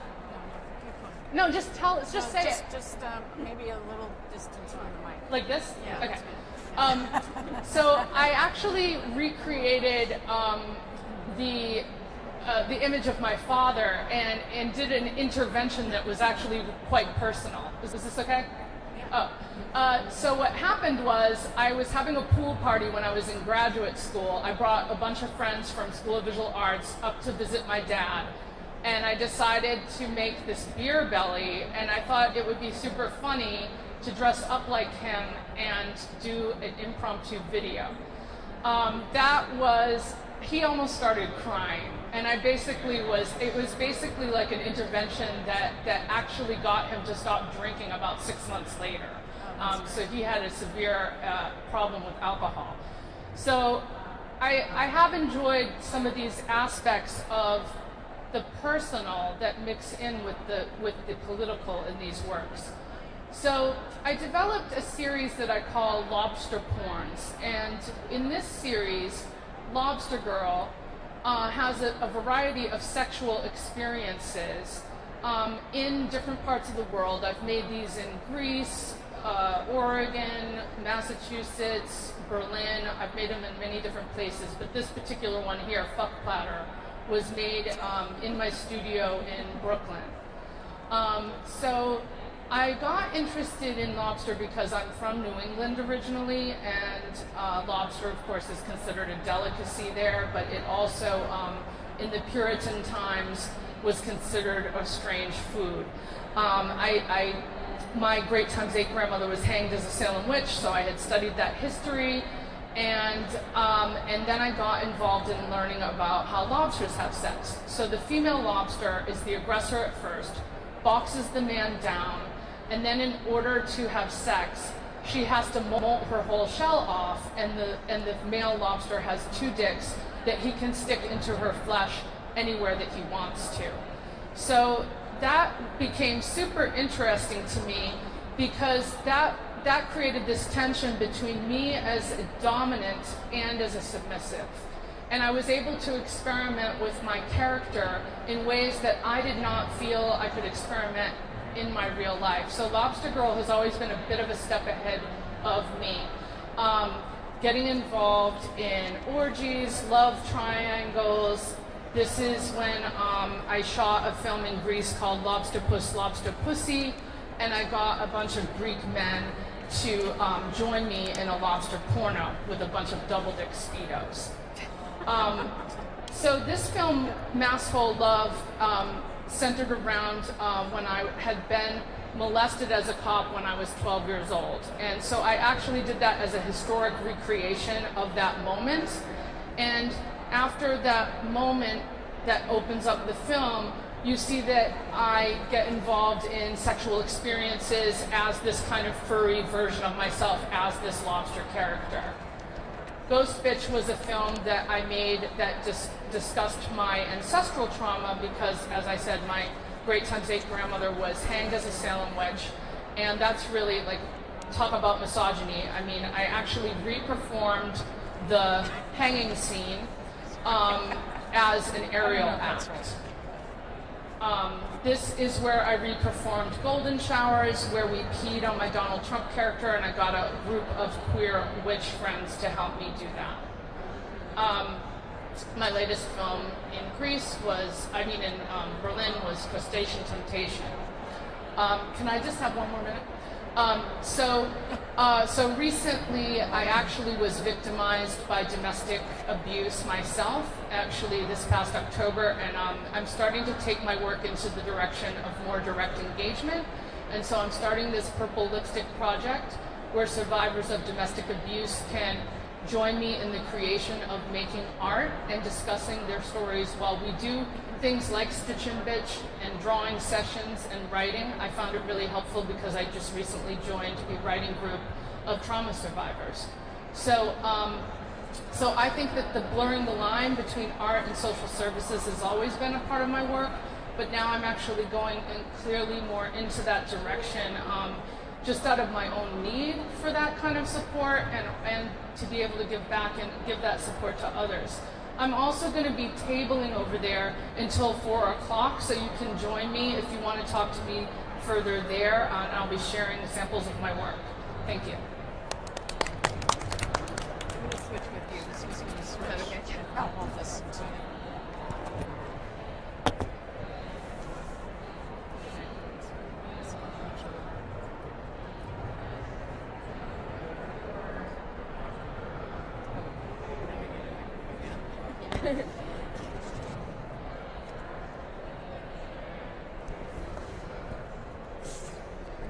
Where are those lips from? The lips on the purple. Is this good? Can you hear me? Are those your lips? No, not. They're not specifically mine. But, First of all, I want to thank the panel. I'm not moderating. I'm just with you, but I'm really impressed by the level of honesty and generosity and how you've presented about the work that you do. I work with a foundation that supports art and social justice in New York City through grant-making, exhibitions, and public programs. And I thought what might make sense at this moment, not necessarily in the panel, but at this moment in time, is there have been so many discussions in our art world, or the art world that I inhabit, about sanctuary and in what way can art spaces and cultural spaces provide sanctuary that the world does not, right? That would have been good to show. So we do about 3 exhibitions a year, and I'm not necessarily interested in saying like this is a promotional plug for our program, but just to give a sense of the diversity of themes that we've covered. What I think is interesting is that we can help produce safer spaces by having certain kinds of conversation. Like I think with Sophie's Cat Calls of New York City, to have like the words put out there so that people are accountable for however long they last. And so within the exhibition framework, we've in 2016 we organized an exhibition in The Power of Your Care, looking at health and healthcare as a human right and the interdependencies of care in our culture. And in some moments, it's absolutely a feminist issue. Here's an image of Jo Spence. It's a self-portrait called How Do I Begin? A Picture of Health. It's this image here. And so it's her in the 80s before undergoing a mastectomy for cancer treatment. And one of the reasons that she made this work was her sort of shock at how poor the doctor's bedside manner was in relation to women, because the healthcare has historically been about white men. Another work is by Hannah Wilkie, Why Not Sneeze? And this is from the last month of her life. She had cancer, and this is a month's worth of medical waste. Okay, so you might wonder, why is a show about health about Me Too? I think there's an important factor in terms of access. Who has access to cultural opportunities, to economic opportunities, to any opportunity? What you're looking at here, and it's not so easy to read from where you sit, is an artwork called Open Access by Carmen Papalia, an artist who identifies as a non-visual learner. Here you can see him walking a group of people in a workshop that we hosted 2 summers ago, anyway, 2016. And it was a way of recalibrating our sense of embodiment in relation to others in a group. And then we sat down for essentially an accessibility workshop about disability rights. So how can cultural spaces be more welcoming to people with disabilities? But I want to go back and look at this. The signage says, I'll just read the first line, open access interrupts the disabling power structures that limit one's agency and potential to thrive. It reimagines normalcy as a continuum of embodiments, identities, realities, and learned styles, and operates under the tenet that care and a shared accountability among participants are core components of a liberated space. So I do think in the frame of Me Too, there are some of these concerns. Another exhibition the next year that we organized at the 8th floor at the Rubin Foundation was It's called The Intersectional Self. And this was an exhibition that we were talking about needing to do, or it's timely now to do a show about feminism, but as we got to the point where we were really selecting artists for the show, it seemed important to consider what is feminism, what is gender in the frame of trans identity, who has a right to claim feminism, not that anyone shouldn't. Here we're looking at a work by Andrea Bowers. It's actually a set of 3 works, and she had recently done a show at Andrew Krebs Gallery called Whose Feminism Is It Anyway?, in relation to the trans feminist movement, which has often been excluded from feminist activism. Adrian Piper's Mythic Being, Abigail DeVille's artwork in the foreground, and Anna Mendieta in the background, Patty Chang.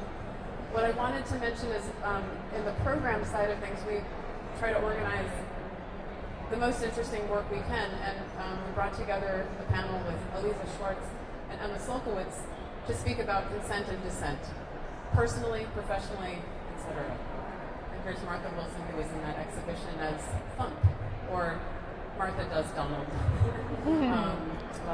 Many of you may know her political drag practice.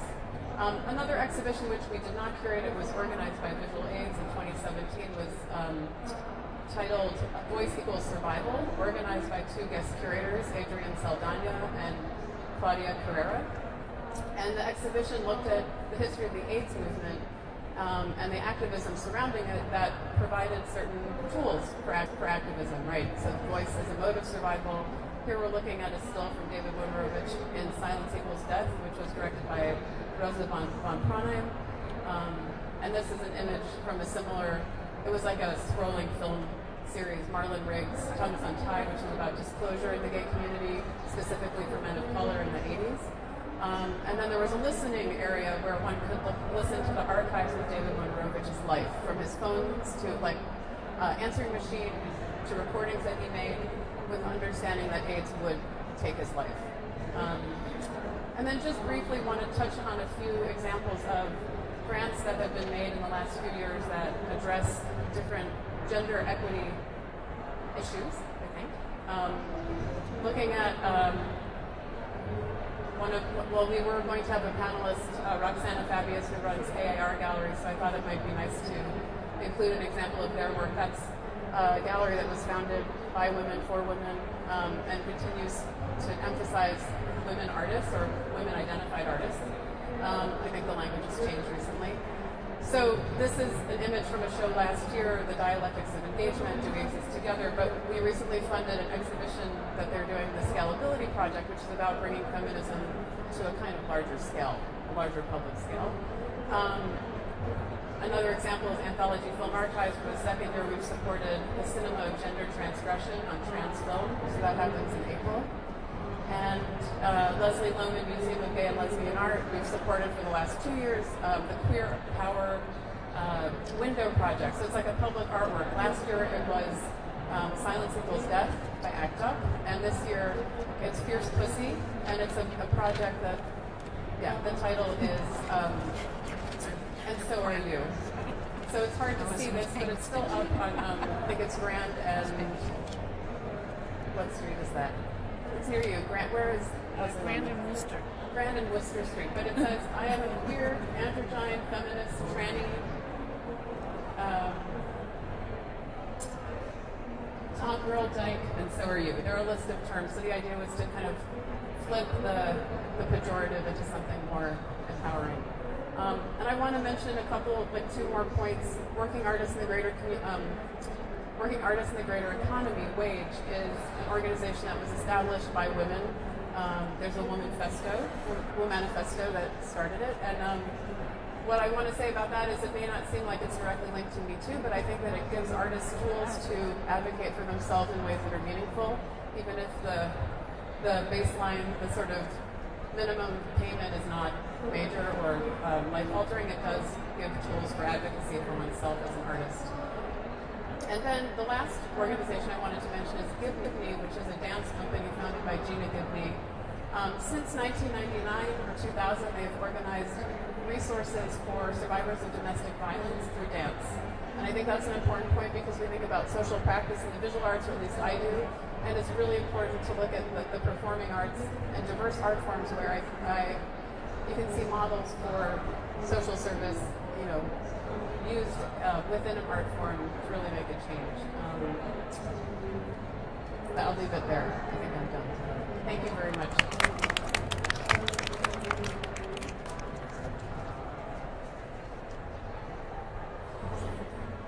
So, how are we on time? Okay, we have a half an hour for Q&A. So, I just want to start with the panelists. Do you have any questions for one another that you'd like to ask? I do, yeah. Listening to you, Sophie, I was curious. You mentioned the idea that there's a form of censorship or a kind of censorship in when you do your catcalls of New York City and you inscribe a sidewalk or a location where some kind of catcall has taken place. Is it usually you, or do other people send them to you? You mean the stories? Yeah. They're usually my stories? Yeah. So I'd say 95% are stranger stories. Are people who have found me on Instagram and have sent me their story of harassment. Okay. So then they also send me the location and I go back to that location. Yeah. I only wanted to make the comment that you were talking about censorship, there being a kind of censorship in how people treat those statements, like the chalk being rubbed away or washed away. But I do think that you're still pushing against the censorship or the omission of these stories, because in a sense, once they happen, they're often never described to the right authorities, right, or to anyone with consequences. I would say it's going in two directions. I also just wanted to add that Sarah has a couple of clips of Google Docs that we've generated of bibliography and resource information regarding the topic of today's panel. So we will provide that resource to you either in the form of a link, or you can come to us individually for that information, or Pratt Career Services also. Anyone else? It's more of a comment. I really like that you brought up AIDS activism and silence equals death, because I think that's really important and central to the Me Too movement and to what all of our art projects are trying to do, which is really to create an atmosphere of communication and community around the topic of sexuality. I think that as long as we keep talking about power dynamics and roles that people end up in different situations, that we can break these things down. I mean, we're talking about institutional policies that have to do with sexual harassment, but me as a filmmaker, I have to constantly be engaging with my performers to make sure that I have an equitable situation on set where everybody feels heard and everybody feels respected, because I'm dealing with the topic of sexuality. So just because I'm a woman doesn't mean I don't have to take responsibility for how my work gets created and how people are treating each other within the space of my work. And even just the simplest thing like a release form as an artist who's making media-based work. Like I know Pratt has a lot of students that work with video, photography, performance, and these mediums really lend itself to being extra careful about collaborative, equitable practices. Anyone else? Maybe a question for you, Elaine. All right. Can you talk a little bit about your kind of arc in terms of what you've experienced from like the 90s and how you've seen New York change and maybe the art world change around these issues, if anything's changed at all? That's a good question. I've been in various collectives in the early 90s, namely WAC. I used to do video monitoring on the streets, and that was my education, grassroots activism, and working in an art gallery that upholds the freedom of expression and ethics, and just at the same time, it's like a boiling pot of democracy in questioning where these lines are, and there's never, I don't think it's changed since the 90s, but I'd like to say it's become more progressive And it's a real coalition of communication and dialogue. I feel good about that, but it's very frustrating when you see these kind of microaggressions that happen. So in daily life, so bringing it into the studio is complex. I just wanted to ask a question in relation to that because we are living in a time with new sets of language, like 2019 versus 1993. For instance, there are different terms in play. Microaggressions, for instance. Not that I'm not making light of the term or the emotional labor that is required of women and people of color to kind of bring and queer people to bring the rest of the world up to speed on a daily, hourly, minute-by-minute basis. So emotional labor, microaggressions. We didn't have these terms 20-some years ago. So do you think that the terms, and now we have a different way of measuring where we are. So maybe we're not in such a same place. It's just that we have more words or we have more ways of talking about it, and therefore it's becoming visible. It's like that kind of turning it inside out. Does that make sense? Yeah, I would agree with that. I feel like activists went into academia and artists in the 90s, and so we have Judith Butler, we have Crenshaw, who coined the phrase intersectionality, we have affect theory that's bringing all these challenges to the forefront, and we had, however you feel about Andrea Dworkin, I mean, she really put something on the plate, so to speak. So I agree with Sarah. We didn't have those phrases, but we were experiencing those dynamics. And it's a huge, it requires coalition and understanding and dialogue and difference. And the audience, do you have any questions? Would you like to bring to the table? Come up to the table. How do we get her on? Hang on a second.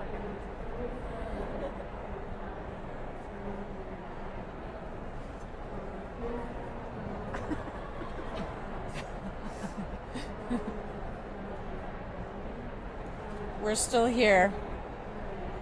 It's not exactly a question, but I can tell you that we're indeed not in the same place we were in the 50s. Can you give us any details?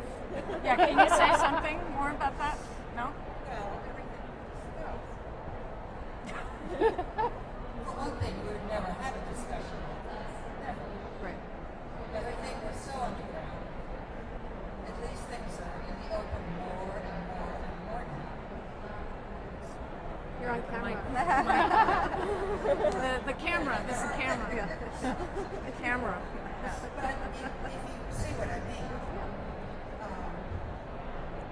I don't know, it's hard to explain. Even I find it difficult to understand what was really going on in the 50s when I was there.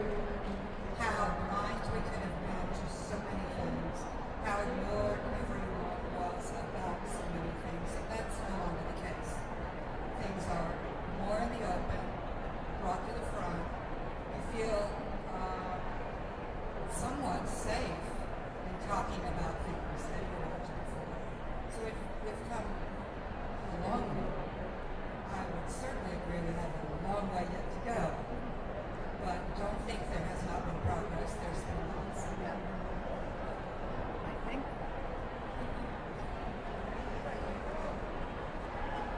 I maybe just want to answer my own question because we're maybe speaking to college students, and when I think back when I was in college in the early aughts, at least in undergrad, there was still a little bit of stigma around seeking mental health care, and it was very common. Pretty much everyone I knew was at a university where suicide was happening in their student body every year.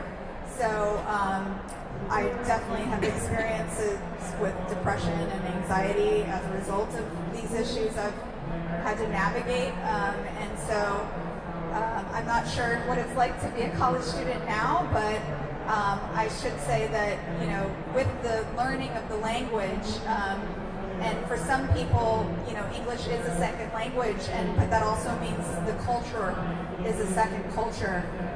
So I just want to kind of reiterate that one of the great things I think about what's happening now is that there are kind of polychromatic mental health resources. So no matter what sort of community you're coming from, it's really important to kind of seek out care or help or community in general, whatever that looks like to you. I know I'm a heavy consumer of the medical industry, but also of just trying to kind of create different communities across groups of people who I might not normally run into on a day-to-day basis. And I think that exposure to different frames of thinking and thought and ideas and experiences really helps to kind of problem solve. I think whether it's an issue that you're having at school or in your job or maybe navigating your career in the future, it's really important to kind of reach out across generations, across cultures, and I do have to say it's incredibly important, I think, as a young person in New York City, to try and find somebody that you can connect to as a mentor, and that person doesn't necessarily have to be someone that you met in college. It can or work even. It can be literally anywhere, but I highly encourage all students always to really try to nurture those mentorships. And I think to me, a mentor is maybe defined just as someone who's been through things a little bit longer, and in the Rancierian sort of way of thinking, like maybe the person is not knowing for longer than you, but you guys can kind of navigate together. And so it's really important to kind of reach across groups and disciplines and ages to help navigate, because none of us have it figured out, and all of this is a work in progress, but I'm excited to see folks from different generations who've been working really hard at these issues. Even if we're not at the highest levels of government yet, I think we will get there. Oh, could I add a little bit? Sorry. I had a very recent issue with domestic violence, as I had said, and I actually ended up having to seek help from social services agency that's actually very close by to your school, North Brooklyn Coalition. So some of the resources that I added to the list are resources that I recently and I'm still using. And I mean, I'm a feminist artist. I've been making feminist work for well over 20 years, showing it all over the place. And I had a domestic violence situation with a relationship. And I learned about the cycles of abuse and about how they had been affecting me beyond just that violent attack in terms of emotional abuse and financial and spiritual domination that I was going through. And that really, really helped me to get to know myself better and to understand what had happened on a much deeper level. And so I would not have been able to get that same kind of support from a regular therapist who wasn't trained to deal with domestic violence specifically. So, I mean, there are so many resources here in New York City that are available for anyone going through anything. And if you're been affected by any kind of sexual violence, there's free services that are really, really good here in New York City. And so that was something that was really important for me to say to you guys today, because help is out there if you need it. Any other questions in the audience? Do you have questions for us? Do you have questions for us? I have a question for you. I mean, not me, but us. What do you imagine the future of this Me Too ethic being? Like, I mean, we've described the present, but we're living in a present with a president that is really antithetical to what we're talking. I mean, he's just really kind of he's on trial basically, and we're kind of being attacked systemically, so and constantly. So what do you say to that? What's the future of Me Too? Sarah, I can try. She said it. I mean, I'm just saying, what's the question being, what does our future look like in relation to the Me Too movement with the president that we have and the politics in play? I mean, I think the hard thing for me to get over is the way in which gender defines how we live on such a massive, integrated, all-encompassing scale. I mean, I think of when we did the show, The Intersectional Self, one of the artists in the show was Genesis Breyer-Peorage. And Genesis was, I don't know if you know Genesis Breyer-Peorage's work, but they are a Pandrogyne. They founded the Pandrogyne Project. So they were advocating and have advocated for a couple of decades about, for the idea of getting past gender, if you can imagine that. And so the two of them, Genesis Breyer-Peorage and Lady J, transitioned. They had medical procedures as if it was a transition, but it wasn't to get to the other's gender. It was to meet somewhere in the middle, right? And so I think what is interesting about that, Genesis' work is on my right, your left. I think in a conversation we hosted with Genesis and Leah Gangitano and Chris Gray, that was in maybe March of 2017, Genesis posed the question, like, when you talk about gender, all I think of is a suitcase. It's a suitcase. It's something that you carry yourself in. It's your body. Your body is a suitcase. And in time, these terms of, all the terms of gender, the trappings won't matter. Now they said, like in 15 years' time, and I think everybody in the room was like, it's a lot longer than 15 years. So in between that, like where we are now and a gender-free zone, which I don't know if I'm advocating for. It's hard to understand in my lifetime because of how I was raised and how many of us were raised, right?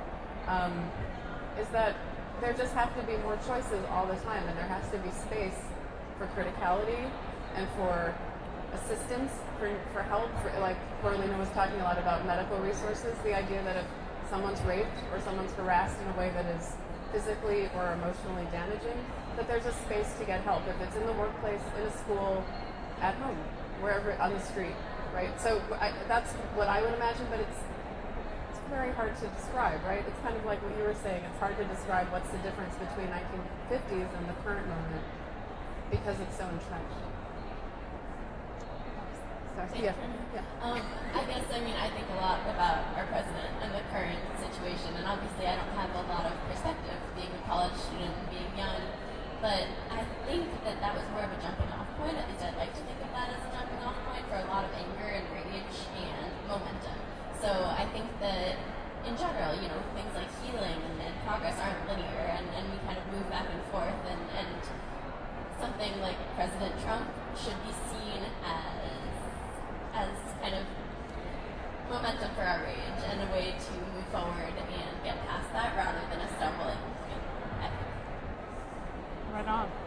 Yeah, that's true. What's the future? I think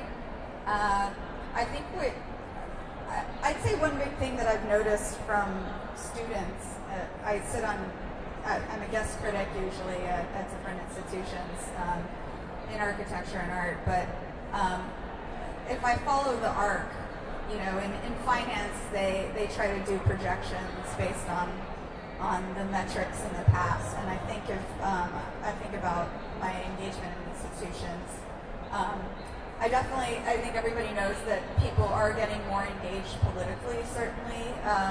Although I did witness, certainly as a student, this massive outpouring of political engagement for Obama. And I do think that we can't deny that we've made some progress with respect to race and intersectionality in some ways. And I think if we kind of follow that arc, it definitely arcs towards justice, as MLK says, but I do think that I see at these crits oftentimes, I think students are feeling more comfortable to come up to me afterwards and kind of speak to me and ask me about resources, which I'm not quite sure if that means that people are more aware that there is help and that there are resources, or if it just means that people feel more open to speak to me because oftentimes these places don't have that many women or women of color like working there. But I do see some changes, and I do think institutions like the Rubin Foundation are supporting, and the AI Art Gallery are supporting more and more projects, which when I was an undergrad, there were almost no spaces for like the kind of work that I'm making now, or at least that I knew of, I guess. And so that was also why I started the Lambastic Collective, is because at that time, we really, like a lot of people of color, like in the creative world, didn't really have a place where we could speak openly about projects that were, whatever, some were films, some were, cooking projects. And so artists were doing that kind of thing, but you kind of had to come from a background of wealth, or like there were very specific, or if your parents were academics, there were all these specific ways that you had to navigate into. So I think if there is any projection for the future, it's that there will be more access from a greater group of people. And I don't know, I think economically also there's going to be a lot more access, even despite the fact that income inequality is increasing. I think it's incredibly important, if I will leave with one thing, that every single one of you, sitting in this room, turns around and also mentors somebody else. Because as soon as you get out of school, you're suddenly an expert, actually. It's hard to believe, but you're almost experts at something. And I don't know what that expertise is. It could be like you're really good at dressing and taking photographs of yourself. I don't know. But that means that you can share your knowledge and share the way that you've navigated with somebody else. So to me, that's what determines the arc of the future, which I do think will be towards justice. Sorry. You don't. I just want to say one thing. When I was in my early 20s, again, and also being at Pratt, I always had my roommates and I had my friends, but also Pratt has a terrific student support system and mentorship, and I think it's important to reach out to that. And there are counselors at Pratt and art schools across the country now where it's mandatory that they have someone available for issues like this in cases of sexual harassment or abuse. So you should always seek out these services in your system. It's important to make work for yourself, work in your studio, but also it's important to work with others and figure out how to create things with others and with other artists, with people who work in legal systems or in social services, and really just figure out how do you communicate this in a larger scale and in what kind of place. What is public? What is private? What do these things mean? It's an important beginning, foundation for a lifelong practice as an artist, designer, architect, you name it. I really believe that we're changing this paradigm, and you can really see it. I agree with what she said about Trump being a catalyst. To be elected as a well-known pussy grabber just opened up that dialogue. He didn't have to do anything more than that for us to be up in arms. And during the Kavanaugh case, when Dr. Ford provided her testimony, we got to see how trauma survivors remember their story. And that is not measured on this usual linear yardstick. So we need to throw out these yardsticks that don't work in the court systems, in the art schools, and all over the place because people think of things differently. And if you've survived a trauma, you're not going to remember it the same way as somebody who did not. So I think we're seeing a huge paradigm shift to see these stories articulated in the media like that. Any parting thoughts? Panelists? Audience? Can we get I want to get a sense of what your backgrounds are or what your majors are. Are you art students mostly, or raise your hand if you're an art student? Okay. How about design? Any architecture students? Writing? Fashion. Okay. What else is there? Oh, museum studies. Okay, Awesome. cool. All right. How about you?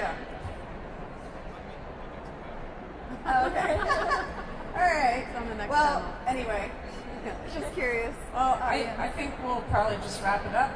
I just want to thank the panelists for speaking today. It's terrific. And thank you, Pratt, for hosting our panel and the summit. And audience members, thank you for tuning in. And we have this information. We have a bibliography and we have a list of resources. So we will submit the link for anyone interested. You can also contact Pratt. This is Blueprints for New Initiatives and Enrollment Platforms, hosted by Angie T. Smith. Thank you, Alex. Thank you, everyone, for coming. It's great to be back here at Pratt. I'm an alumni. So thanks again for having us. And thank you guys for coming, too. It's really great to have you guys. I really appreciate taking the time. Thanks so much. I'd like to start, if we could, just by having you guys say just a few words about yourselves and what you're working on, and then we'll dive in. Grace, do you want to start? Sure. Hi, my name's Grace. I'm founder and CEO of Entrepreneur.com. We're based here in New York, but we have people all over the place, so we're having a little fun. It's a business for artists, so I'm very glad to be here. Hey, I'm Mark Leader. I'm the founder of 212 Arts Gallery in the East Village. I'm also the director, and the gallery specializes in urban contemporary art, ranging from 70s to 80s graffiti pioneers to modern day street arts. Hi everyone, I'm Zachary. I am the staff writer at Hyperallergic and a contributor to the New York Times. And I like to say that I specialize in art world secrets. And what that really means is both looking at the politics and the finances behind the art world, museums. Yeah, that's me. Wonderful. Art world secrets. That's an interesting angle. I like that, Zachary. To start, I'd like to just sort of take a moment to look at where we are now. When I was a student at Pratt, not to totally date myself, but the internet wasn't what it is today. Certainly, there certainly wasn't even online art galleries like there are today. Sure, there was eBay, but that was probably the extent of it. There were a few blogs, I don't know, maybe you're familiar with like Fecal Face or some of these other sort of Bay Area art blogs, and there were a lot of blogger accounts that people were sharing photos and posting their artwork and stuff like that, but we're miles and miles away from that now, right?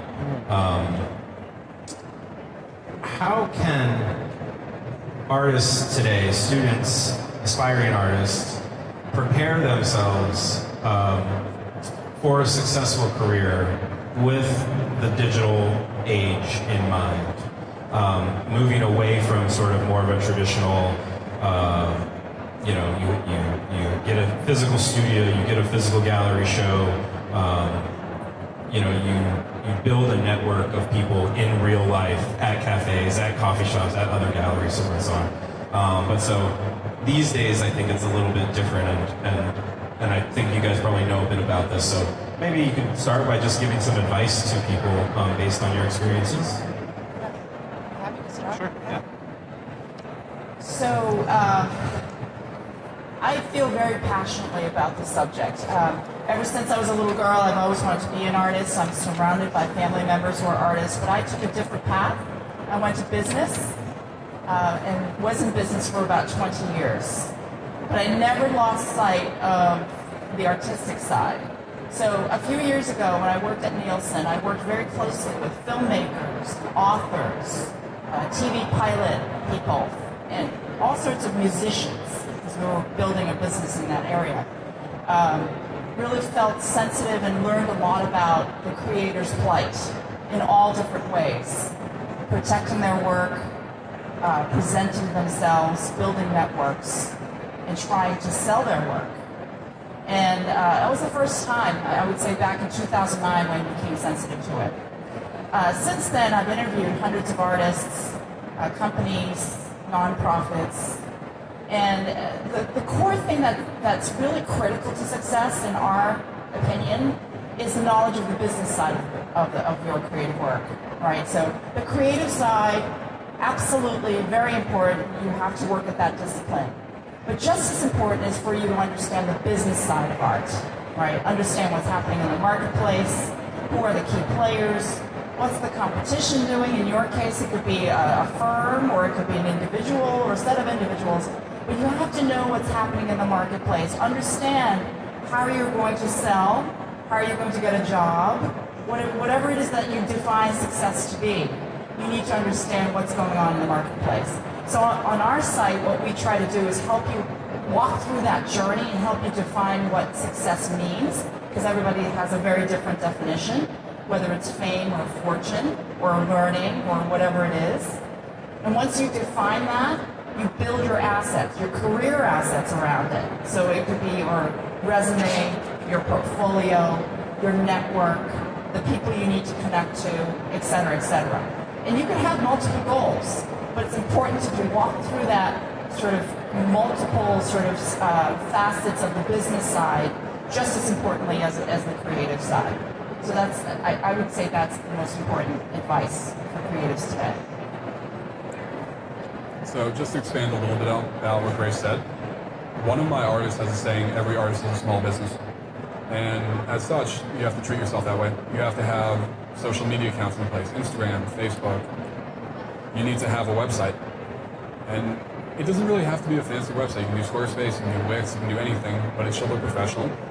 And that way you're presenting yourself as someone who is a professional in the art world already, not someone who's coming right out of school, or not someone who's, unaware of the importance of social media and the internet to the art world today. And I mean, something that you mentioned is, it's not really, you're saying it isn't really about like going to jobs fairs or like going to coffee shops and meeting people, or like physical locations. But, on the same token, like while galleries, essentially in the next couple of years might be fading out, the importance of getting gallery shows is still definitely there. It lends a lot of cachet to an artist, and collectors want to hear that you're showing at galleries. They want to know that you have solo shows. They want to know that you're in group shows, because it reinforces their decision to support your work and collect your work.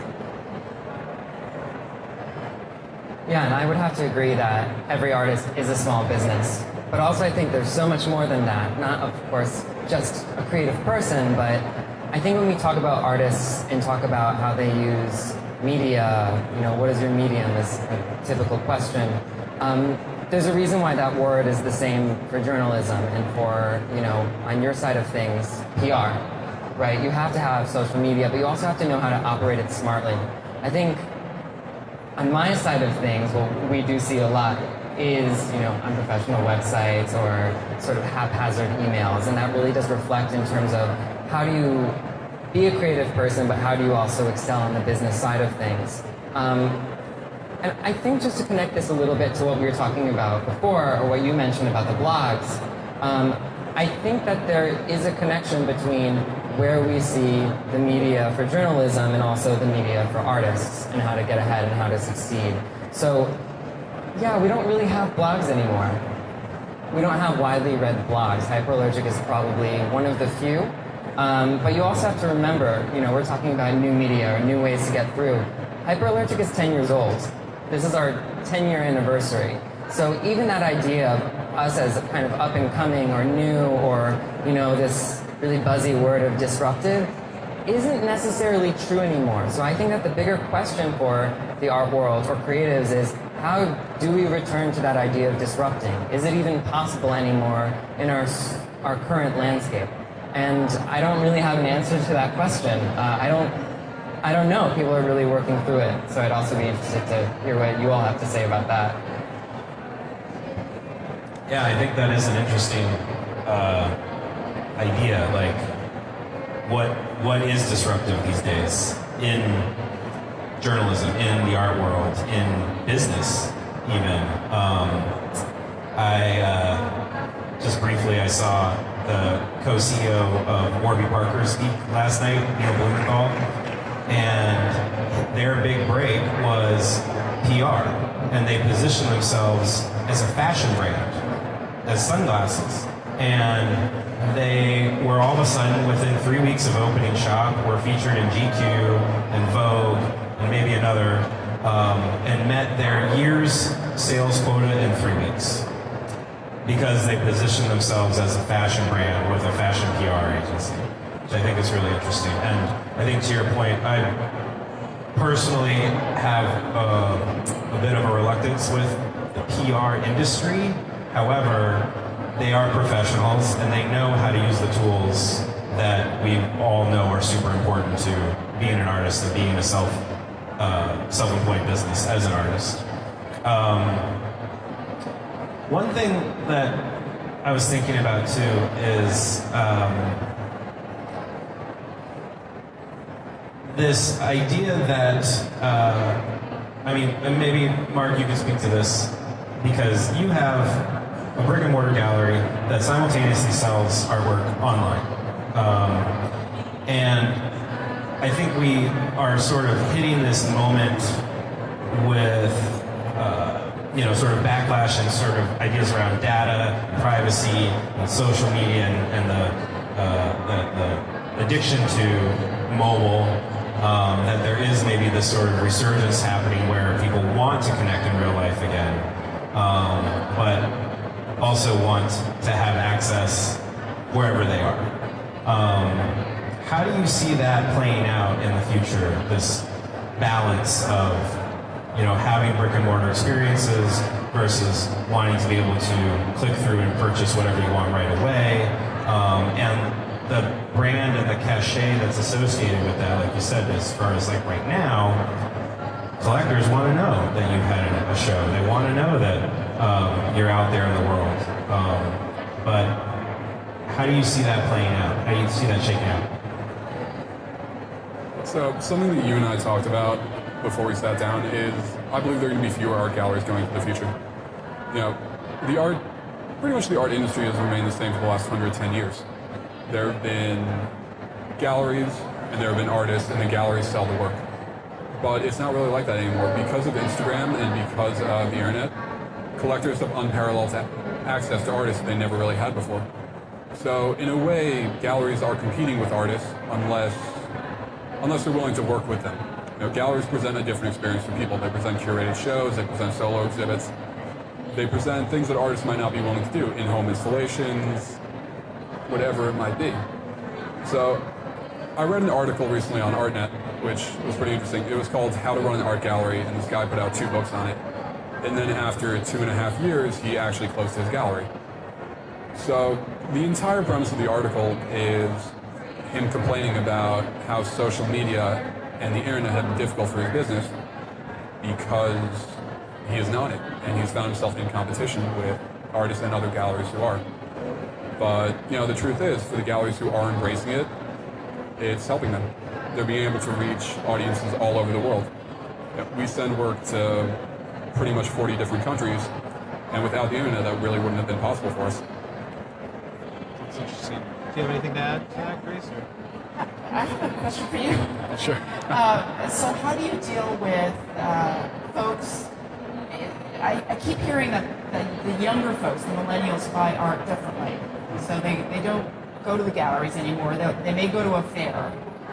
They don't really go to galleries, but then they see something on the internet and is willing to buy something. So how do you tackle that market? Do you sell a lot just from your online gallery? And how does that compare with your regular gallery, actual working art gallery? So something interesting about our gallery Yeah. is 85% of our clients are between 25 and 35.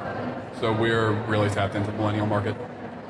You know, what's nice is if you live in a place like Charlotte, North Carolina, or Portland, Oregon, you have galleries there, but you might not have the same level of galleries that there are here. So by having an online presence, if you're interested in the kind of work that you sell, you can reach out to people all over the world or all over the country who might be in a place where they're not exposed to as much. What I'll say about millennials is we do get a lot of traffic to the gallery for shows, but the world is changing. Yeah. People are buying everything and anything online. I saw a commercial last week. You can actually purchase a car from your phone and they'll drop it off in front of your door. That's right. And within a week, you can take it back. So I think as people get more accustomed to Amazon, as they get more accustomed to buying everything, our world is going to go the same way. And that was the pervasive thinking amongst higher-end galleries, is who would buy art online. But if no one bought art online, places like First Dibs, Artsy, ArtNet wouldn't exist. They wouldn't have these markets. And it's the same way that Sotheby's, Christie's, Bonhams are doing online auctions of essentially less important work or lesser value works, while they're simultaneously holding the same sales that they're holding for the midnight and evening. We took a lot of feedback from our artist members, and they get bummed out basically because they try to get into a gallery and they can't. So they try to build their own fan base on their own using social media and all of that. So one of the ways we try to help them with is we're beginning to expand is the use of virtual reality and augmented reality, and maybe that's a way for us to sort of. Nothing beats face-to-face, but it's like the second best thing, right? To build a virtual environment of a gallery and then try to get them to put their art up in an app form or something like that. So those kinds of solutions I think are interesting. And the second point is because all of this information is becoming so transparent, artists are getting smart about the percentage that they're getting back. So they start to question. Galleries are taking 40%, 35%, or whatever, and maybe there's a different way because I want more of my money back or something like that. So there's more of those kinds of conversations that I get faced with. So it's interesting from gallery perspective. Yeah, I mean, if you're splitting it even Steven, I guess you don't want a virtual gallery. No. Right? That's interesting. One day aside. Zach, oh, sure. Yeah.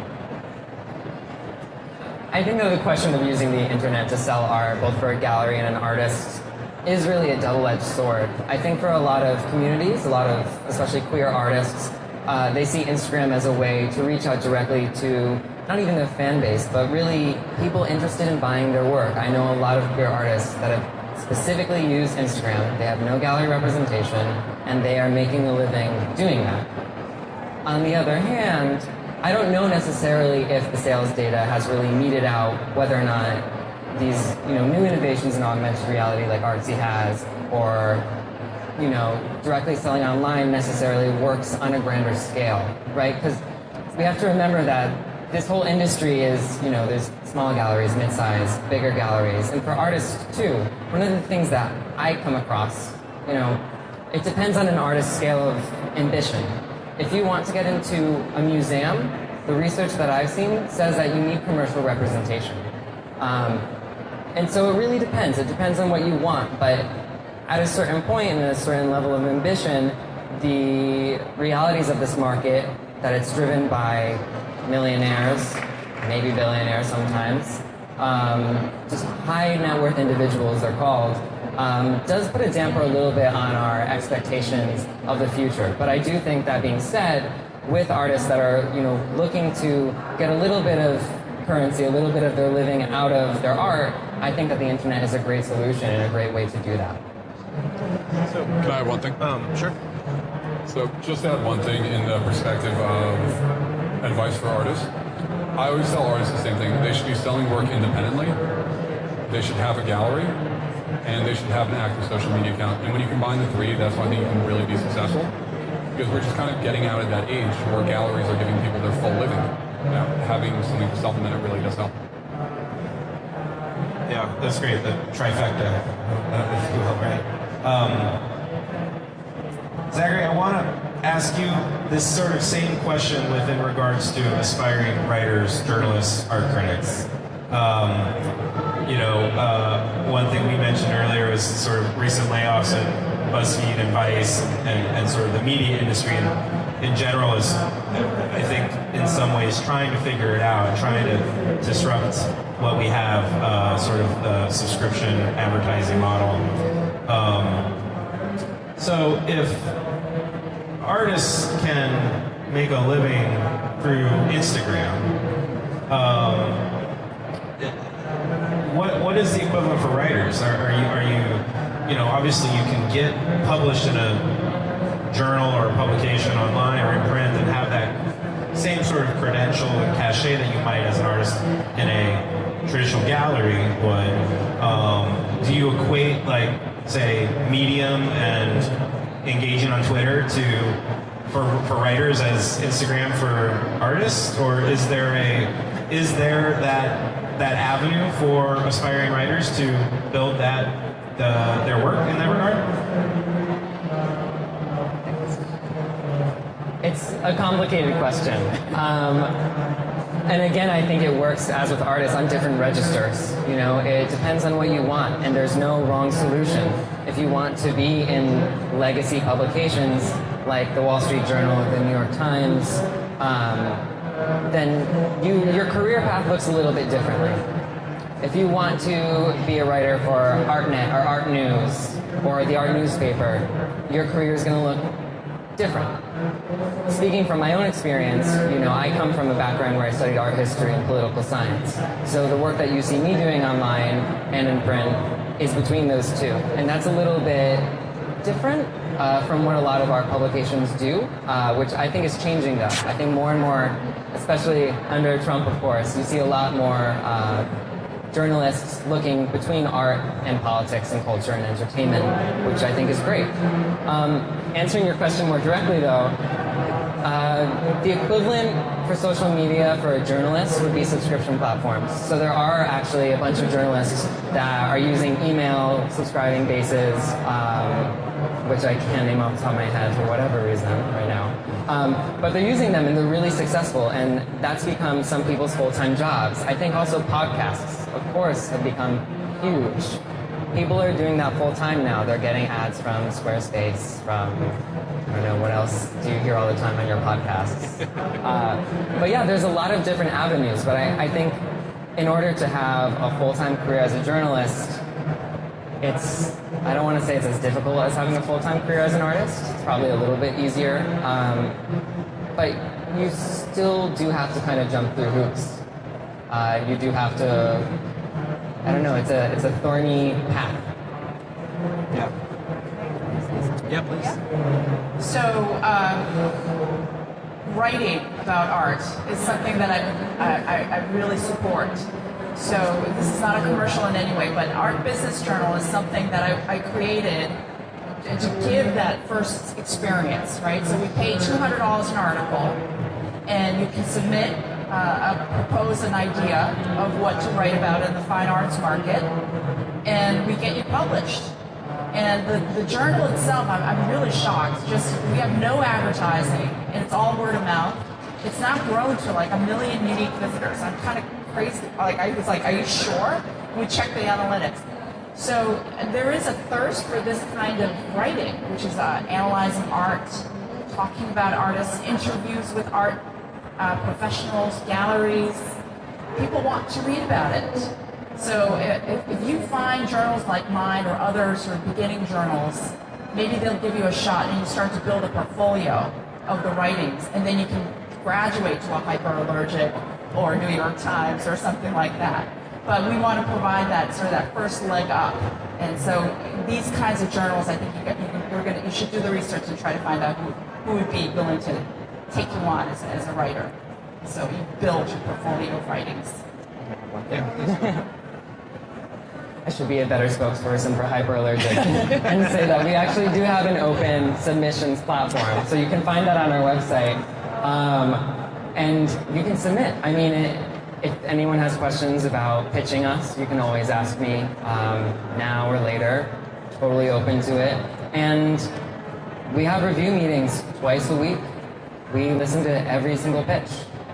So I feel, from being on the outside of Hyperlogic to now being on the inside as a staff writer, it's very heartening for me to realize that the people are paying attention. They are really listening for eager young writers, definitely. So taking the opportunity.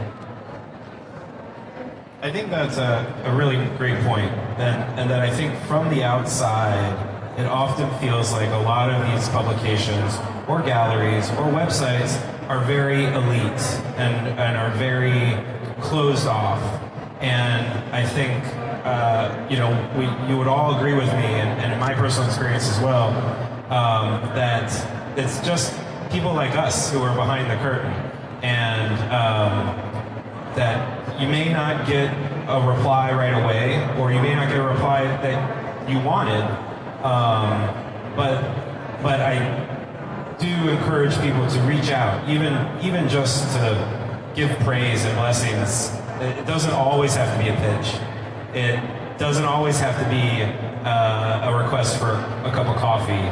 I think that it's about building relationships and starting on a very, very small scale, and looking at opportunities, looking at these places as opportunities, if not in the immediate future, as a stepping stone to a goal, to another place, depending on what those goals are. That's such a good point. Can I add Yeah, to please. that? In my 25-year career, one thing I've learned personally, and others who I've hired, don't be shy. Don't be shy. People are really approachable. 99.9% of the time, whenever I lob the note to somebody I don't even know, and they're pretty senior, and I say, can I grab grab 5 minutes of your time, or do you think that you'd like I'd like to have an exploratory discussion with you, or whatever it is that you're targeting, reach out. The worst is you can hear is a no. So what? You don't know them anyway, right? So then you move on. But don't be shy. Knock on doors. No matter who you are, this is how you build a business. You just don't be afraid. Be fearless. Knock on doors. You never know who's going to say yes and bring you in, right? I love that.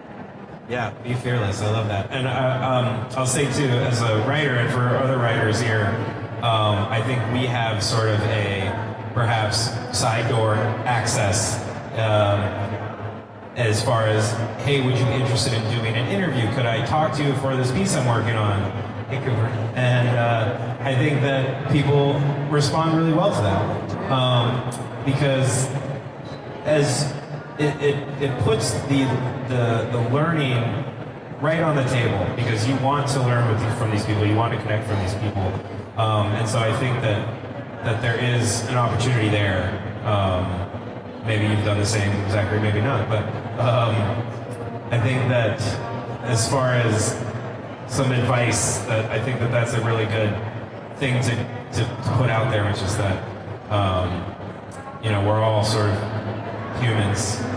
We're all accessible at varying degrees, certainly, and I think that the more that you put yourself out there, the more you'll be rewarded. Yes. So, another thing that I've been thinking about is I wanted to talk about movies, but we can talk about movies. Movies, and also in regards to art. I mean, like, we talked a lot about Instagram. We talked a lot about, I've dug in those sort of paid subscription models for writers and podcasts, of course, and stuff like that. I think, is it just that with all of this media, all of this sort of access that anyone has, each one of us could go home right now and start a podcast. Each one of us could go home right now and open up a Squarespace art gallery, right? To varying degrees of success, certainly. But is this just sort of moving the goalpost? Is it just giving everyone that same access, but then as a result, everyone still has that far to go? Is it making it easier for people to find success and to network? Or is it just everybody's just back in the same pool as we were before?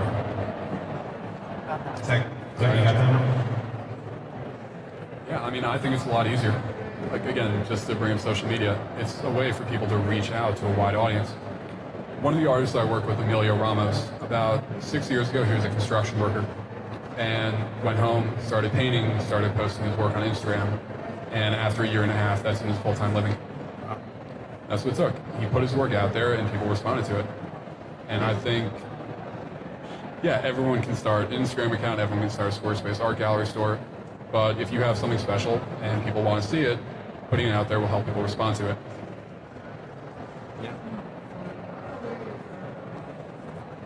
I think that for every great story like that, though, there are probably 1,000 others that don't end so well. I think that there's a lot more strategy to it than you hear out there, in journalism even. Yeah, and I think to answer that question specifically with being a writer in art publications, again, like Hyperallergic seems really young and scrappy, but at the same time, you know, we do think a lot about ethics. There are standards, and those standards are delivered usually from legacy publications about how do you get a source, how do you mediate a conflict of interest. And that's not something that you will necessarily see in most art publications if you look closely enough. And so I think in terms of finding success in what the internet has done, it is a little bit of a race to the bottom. Obviously journalism that sometimes people rush to get things out. Every time there's a Supreme Court decision, you see the running of the interns back to the publications to get the story out. It's the same thing in art journalism, honestly, with certain stories. And so what we really try to do, and what the hardest thing, I think for anyone, this goes for artists as well, to do is slow down, actually, and really think about what your plan is and what you want to do. And in my own personal experience, that's been the best advice I received, is to slow down. So don't always hitch a ride on the internet at hyper speed. Actually stop and think strategy. And I think what we talked about before, reaching out to people directly, even no matter how senior they are, just send an email. Don't be weird, but send an email and you'll probably get a response. Yeah, I like that. I think there is a hastiness that we all feel to sort of check things quickly or post things quickly, and I find if I post something, a vacation pic a week later, people are texting me like, "Oh wow, you're in Portugal?" I'm like, "No, it doesn't mean it happened today." And I think what we're really talking about with that, and with artists being their own business, is and strategy around social is intention. Right, is about sort of setting goals, whether they're legacy publications or exhibitions or selling work on Instagram, and acting with intent towards those goals. And I don't know how many people play chess here, but I always like to think about the approach for chess being 8 moves back. If my goal is here, what are the 8 moves that I have to do to get to that goal? And I think that can apply to all the things that we're talking about here. Yeah, please. This is just my process, but I'll just share it with you. Maybe this will be helpful. I look at my life in 5-year increments. So when I started this business, I said, I need to be here in 5 years. And making that decision, that strategy, how does that impact my financials, the daily life that I want to lead, but also in terms of that business, you look at it across all the major functions: financials, operations, marketing, legal, technological. And if you break it down that way and all the sort of the necessary steps that you need to take in order to build that business and do the right to left, and lay that out as best as you can. And see if this is something you want to do. Because you're giving yourself a time limit. I mean, you may have this passion, but in real life, this is the way I look at it, very realistic. This is how I go after stuff that seems like a dream. I sort of put together a 5-year plan in a very sort of functional mechanical, businessy way, and see if in real life this is the life I want to lead. And then you have to have a reflective exercise. Is this what I want to do for the next 5 years? Because it doesn't happen overnight. It is a commitment. It's a life commitment, and you have to be prepared with your eyes wide open. So that's the way I look at it. So hopefully that's helpful. That's great. Yeah, I really I subscribe to that as well.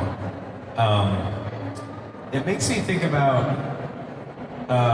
Well, I went to Pratt, and so walking around campus reminds me of when I was eating a lot of rice and beans and going to art shows for the food. And I've been thinking a lot about this idea of the starving artist. This idea that you are, as a creative, meant to create and solely create. And I would say that, like, one thing I read recently that's sort of the antithesis of that, as people who sort of create or make work on the side from what we would call, say, a day job, is that some people could consider the employer of your day job your benefactor that allows you to create your art. The question, I suppose, is should artists have day jobs? You'll take that one? If you want to eat, you should probably have a day job, or you should have a wealthy parent, or a rich benefactor. I think that's the easy answer. I will say, having done a lot of research into these questions, it's super expensive to be an artist. Very expensive. Even if you're at the top of your game, if you're showing in museums, you're probably going to have to shell out some money to be in the museum one way or another. I mean, of course there's tuition. There's a lot of sunk costs. Tuition, studio, materials. Once you get to the gallery level, installation, shipping. Museums don't always cover that. Your gallery might cover that, but maybe that means you have to make an extra work for them. Maybe you have to make a print for the gift shop. So I think that, again, there is a race to the bottom. There's a scale of economy that is always catching up to artists, to journalists, to really anyone that's outside of, I guess, the financial sector, maybe. I bet there's a scale of economy there too. So I think it's always important to remember that, and also to remember how that affects people at different socioeconomic levels. And also of different backgrounds, whether that's race, ethnicity, sexuality. It's a multi-pronged question, definitely. But at the very least, you should definitely get food and eat, and capitalism is just really wild. Dude, so Capitalism is really wild. You want to? Yeah, so I read a really great quote, and it's not 100% true, but it said you should pretty much expect to suffer for 5 years in the art world before you can really break into something, whether it's a great solo show or whether a museum show, most likely not. But maybe more than 5 years. Minimum. Yeah. I mean, if you're doing it full time, 5 years is kind of a good way to expect what you have coming for you, and it's not great. It's a lot. No, really, it's a lot of being rejected. It's a lot of putting yourself out there. It's a lot of creating work. But the people who are successful artists today are the ones who persevered through adversity, and that's a big part of it. And writers as well. I'm sure the first 5 years of your writing career were not the New York Times. Or they were? Yeah, I could be wrong. I'm in my third year. I think to talk a little bit about that, the best thing that you can do as an artist, and I keep saying this to artists that I've talked to over the past couple weeks, is to talk to other artists and to actually organize. Because if this is what we're hearing and this is what we're telling you is that it's really hard, maybe you should go out and try and make better conditions for yourself. The United States doesn't have a lot of legislation that protects creative people in general, but also it doesn't protect your right to a wage. If you create something, you can get paid in exposure, but as an artist recently told me, you can die of exposure, right? So it's really important to organize, and there's some great groups doing that to make sure that, you know, museums are paying at least a minimum fee. And remember, that's not the same thing as a living wage. A minimum fee, and actually this group is called WAGE. I don't know if any of you have heard of it. It stands for Working Artists in the Greater Economy. And they actually came out of the 2008 financial crisis. So what you actually see is the struggle to be an artist, the struggle to live in the city, is again really related to the market and what everyone in America is going through. The only difference is a lot of those labor laws in America don't apply to artists for whatever reason.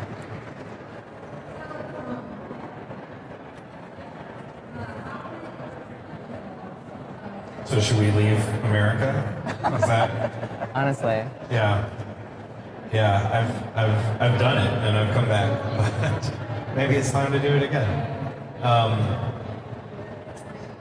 I think that travel is important and getting a different kind of perspective is important. I think change of perspective, change of scenery could go a long way. And that doesn't mean you have to backpack for a year across Europe. And I think that sometimes, particularly living in an urban center, particularly living in a city like New York, that we can get stuck. And we can sort of lose sight of our goals and lose sight of our craft and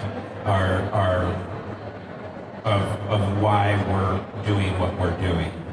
And I think organizing and finding those networks is really important. I recently went to trying to do something out of my comfort zone like once a month.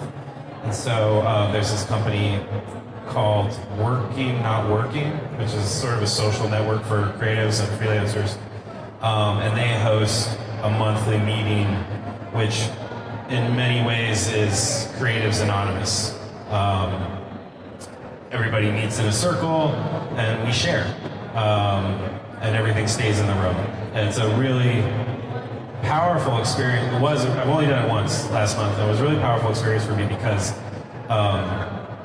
it's different from talking with your friends. It's different from talking with people who are there to support you and there to champion you. And you will very quickly realize that you're not alone. And I think that that's a really important message and thing to remember as creatives. And so, yes, I would agree wholeheartedly to organize amongst yourselves, find organizations that are out there. Some of them are great, some of them are not so great, some of them are for you, and some of them are not for you. It will take some trial and error, I think, to find a good fit, but to find that community, to find that social network, I think is important, particularly when you leave the university. Yes. Yeah, please. So, university, you're in university, you see lots of people. As soon as you leave, you're alone. And as us creative types, we're in our heads creating constantly. It's a very solitary experience. It's so important to connect with others. I cannot tell you how important that is. I hear that from professionals who've been out there 3, 5, 10 years, how important it is for them to connect. They're not, a lot of them don't want to, they want control over how much they want to do that, right? So an online community might be a small step forward in doing something like that, but seek out the colleagues, the collaborators. It'll force you to come out of your shell. And it also is a great networking tool. You just never know what you're going to meet. You may find buyers. You may find patrons. Who knows? Job people, hiring people. So make sure to do that. Don't just stick yourself in a studio. It's so important. Yeah, that's great. You hit on something sort of, well, Patreon, Kickstarter, these sort of avenues that we've seen some people have wild success on. On a practical level, beyond the stuff we've already talked about, selling work on Instagram or getting in a gallery, are there ways that you guys have seen work for artists, writers, creatives to get them closer to making a living with their work? mean, another avenue that a lot of artists I've seen go down that have been successful is merchandising. Doing small things, offering pins, offering hats, offering sweatshirts, doing prints. Really having a variety of what you're trying to get out there. And for a lot of photographers, guys like Christian Saint, Patreon has been really great for them because if you're not doing commercial work and you're not selling prints, how else can you monetize what you're doing? Why not? I think from putting my hat on as an art critic, it's I kind of want to say no. I mean, it really depends on what you want. Yes, if you want to make a living, there are definitely ways to do it. You can, as you were saying, merchandise your work. You can do commercial shoots.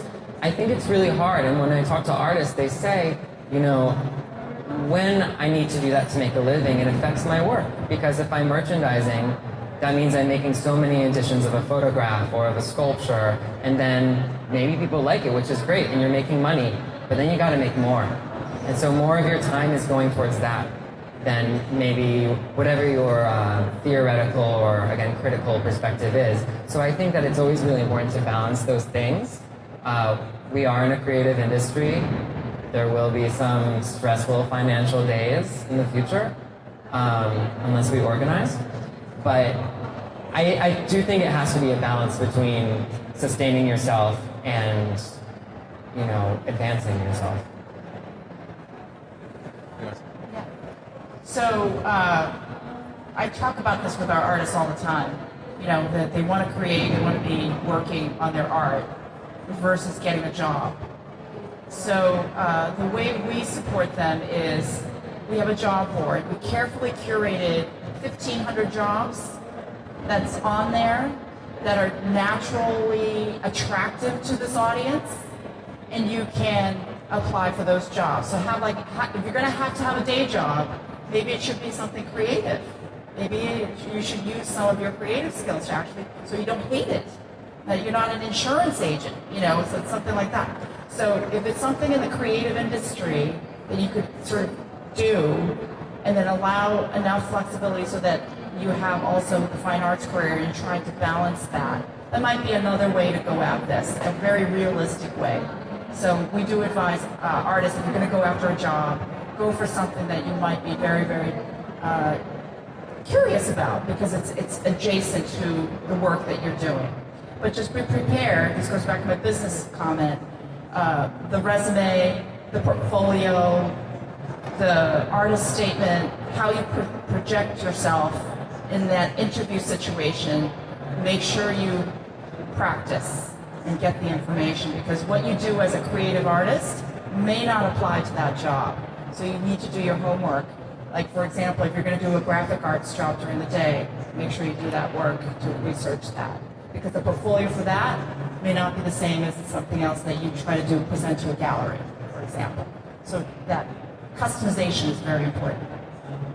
Do you think that doing, say, freelance illustration work as a fine artist hinders your career as a fine artist? No. Would you agree? Commercial art and fine art are very different. Yeah.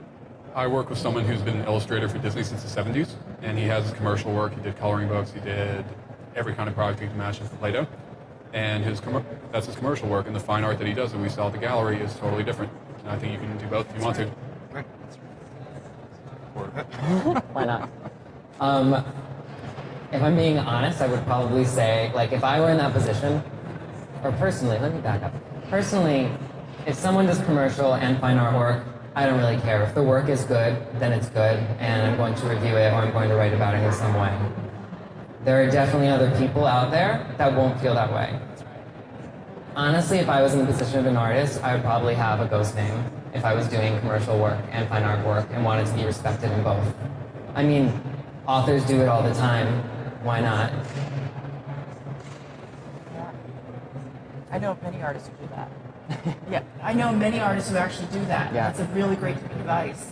So, several photographers, many painters on the site, I know, have a different name versus their commercial persona. So that's the way they sort of separate the two. Yeah, that's great advice. I mean, just something I would say to you. Why can't commercial work enhance your fine artwork?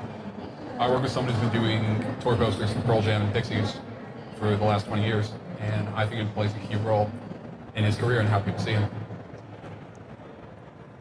Yeah, like I said, for me, it doesn't really matter. I'm just saying, like, there are definitely other critics, there are definitely other publications that will look at that and be like, oh, no, no, no.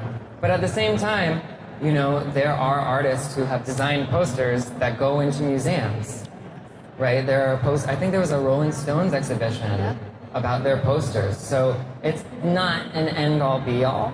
And of course, there are other, right after I said it, I was thinking, well, you know, there's a branding position there too, because if you're a really well-known commercial artist, maybe you don't want to give that up. It just means that you might have a couple more hills to climb. If that satisfies your question. No, it does. So, create an avatar and apply now double the effort on your social strategy, double the effort on your client seeking, gallery seeking, and so then, and also work full time to support yourself. Basquiat did it. Basquiat did it, yeah. This is true. Not because. So maybe there's this alternative world of, say, freelancing, let's say, right? The evil word. I'm sure many of you read Jerry Salt's New York Magazine article. Was it 33? I'm going to blank on it now. 33 lessons for artists, something like this. I thought it was really clever. I'm a fan of Salt's.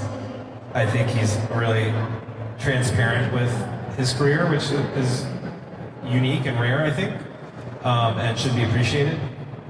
But one thing that he said in one of the rules or guidelines, I forget what they were called, but was an artist should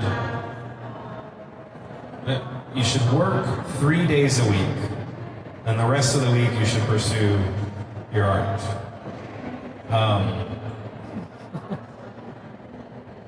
Does that jive with you guys?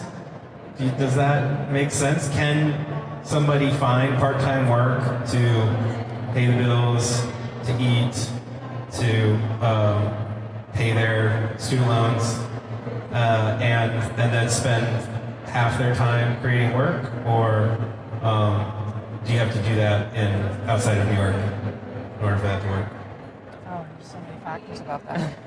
Do you want to take it first? Sure. Jerry Saltz is a great writer. I would not take advice from him on how to be an artist. And I would not take advice from a guy that posts pornographic images on Instagram on how to be an artist. And I think that, you know, what he's saying with that, how do you do that in New York? I'm a young person living in New York. How many jobs are going to let you work 3 days a week? Or 4 days a week, I guess was his, right? Be an artist for 3 days. I think that that's putting you in a very tenuous position in a way that not a lot of people can actually afford. And I think that, you know, Jerry is great, but I don't know how many young artists he's talking to. I don't think that there are a lot necessarily in the same way that, you know, a publication like Hyperallergic is really working with a lot of early career artists. And what we see certainly is that the reality is they're working full-time jobs and doing their work. And they're living those separate lives, and it's really, really hard. Yeah, I don't know how you can financially support yourself in this city long-term by doing that. I mean, I completely agree. The 3 largest art markets in the world are also 3 of the most expensive cities in the world: London, Hong Kong, and New York. And, dude, I love a lot of what Jerry Saltz writes, but he's ridiculously idealistic. Yeah. I mean, he believes that museums shouldn't have private donors, which you can't exactly support yourself without that. So, I mean, you're right. You should really take what he says with a grain of salt, especially if you're going to live in New York and have a normal life. You can't really work 3 days a week. Grain of salt. We talked about moving away from New York. I think it's really important. I just got back from Sarasota this morning. I was at Ringling working with the team there. the Sarasota cost of living is pretty good. It's exciting. Its weather is awesome. It's 80 degrees. And the art community there is flourishing. So it goes to your point about leaving New York. I think you should do it. I know so many artists who actually left New York to make a mark and then came back to an LA or New York when they achieved a little success. So this guy that I knew went to Minneapolis. I forgot where he was, somewhere in Minnesota. Very cold. But he did that for a few years. Started to sell, started to make a brand name for himself, and then moved to LA. Another one went to a suburb out of Boston and tried to work out of there. So there are ways to do this. But this is what I meant by the 5-year plan. You got to sort of make that sacrifice. Where are you willing to make those sacrifices? But the reality is, you're going to have to compromise with yourself, right? So financially, living-wise, that's the plan that you've got to lay out for yourself before you, as you sort of consider your 5-year plan. Cool. Yeah. I think we've covered a lot of ground. We have maybe 10 or 15 minutes left. Does anybody have any questions? Yeah.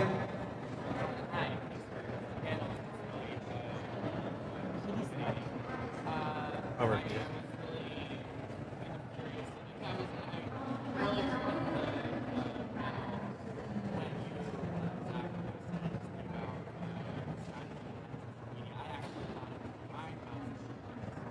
Mm-hmm.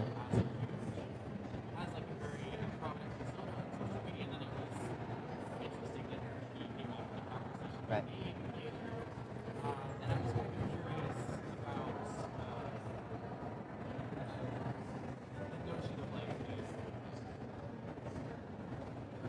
Mm-hmm.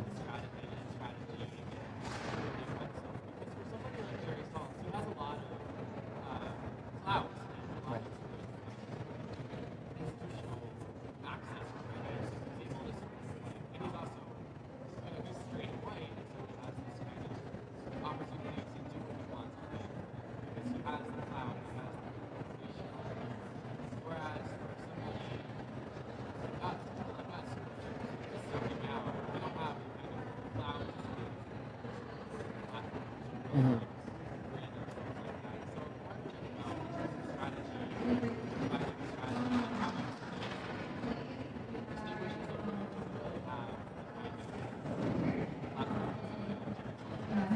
So the question is to, in regards to social strategy and sort of bouncing off of the Jerry Saltz approach, is that how does one create clout? What is a good strategy on social for when you're starting out?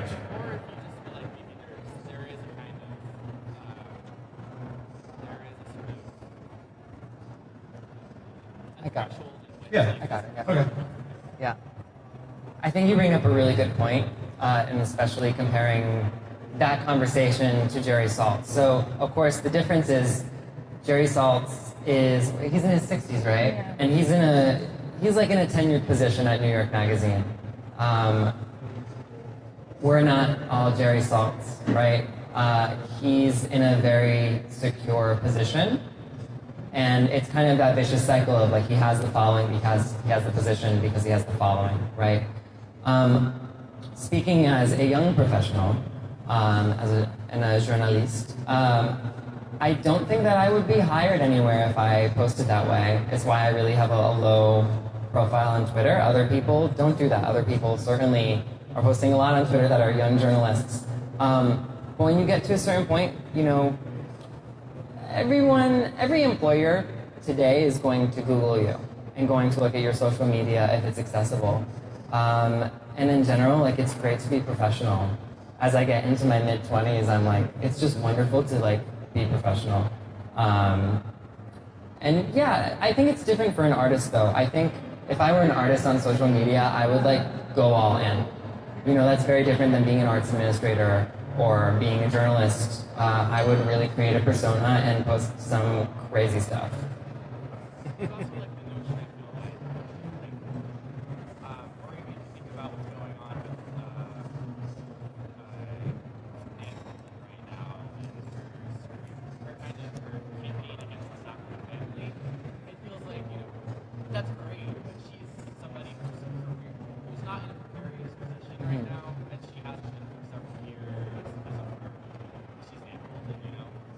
Well, she was in a precarious position because she was addicted to painkillers, right? But I get your question, right? I think it's important to remember, just specifically with that one, that she's working with a lot of young artists too. So it's more than her. Of course, like the headlines are always Nan Golden does this, Nan Golden does that, because it's the nature of getting clicks, I think.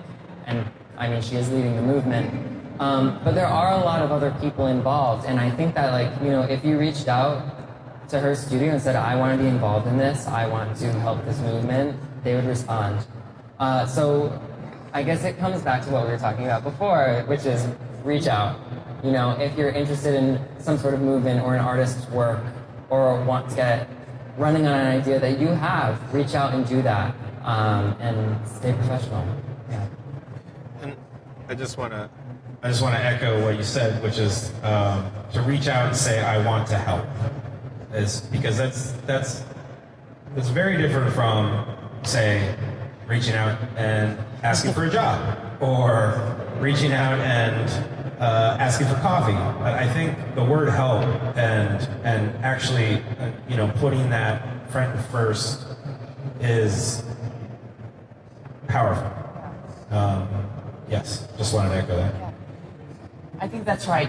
When I receive a well thought out, thoughtful email, that I can tell that they put effort into it, whether I agree or disagree, if they put effort into that email and they have a point of view about something, or they're offering an idea, that always captures my attention. So I would want to talk to that person. So that's an important way, right? Back to your question, you said something wonderful. I want to add on to that. Have you ever tried to crisply write what you want to be? I am telling you, it is the hardest thing to do. One sentence, what do you want to be? And write down that bullet point. It's harder than you think. Try that exercise. Because it forces you to think about all the things you want in life and what you want to achieve. What is it that, how do you want, what is success to you? This is what I meant right at the beginning of the talk today, is how do you define success? If you want fame, what kind of fame? Do you want your work to be famous? Do you want your face to be like Kim Kardashian everywhere? You know, what is it that you want?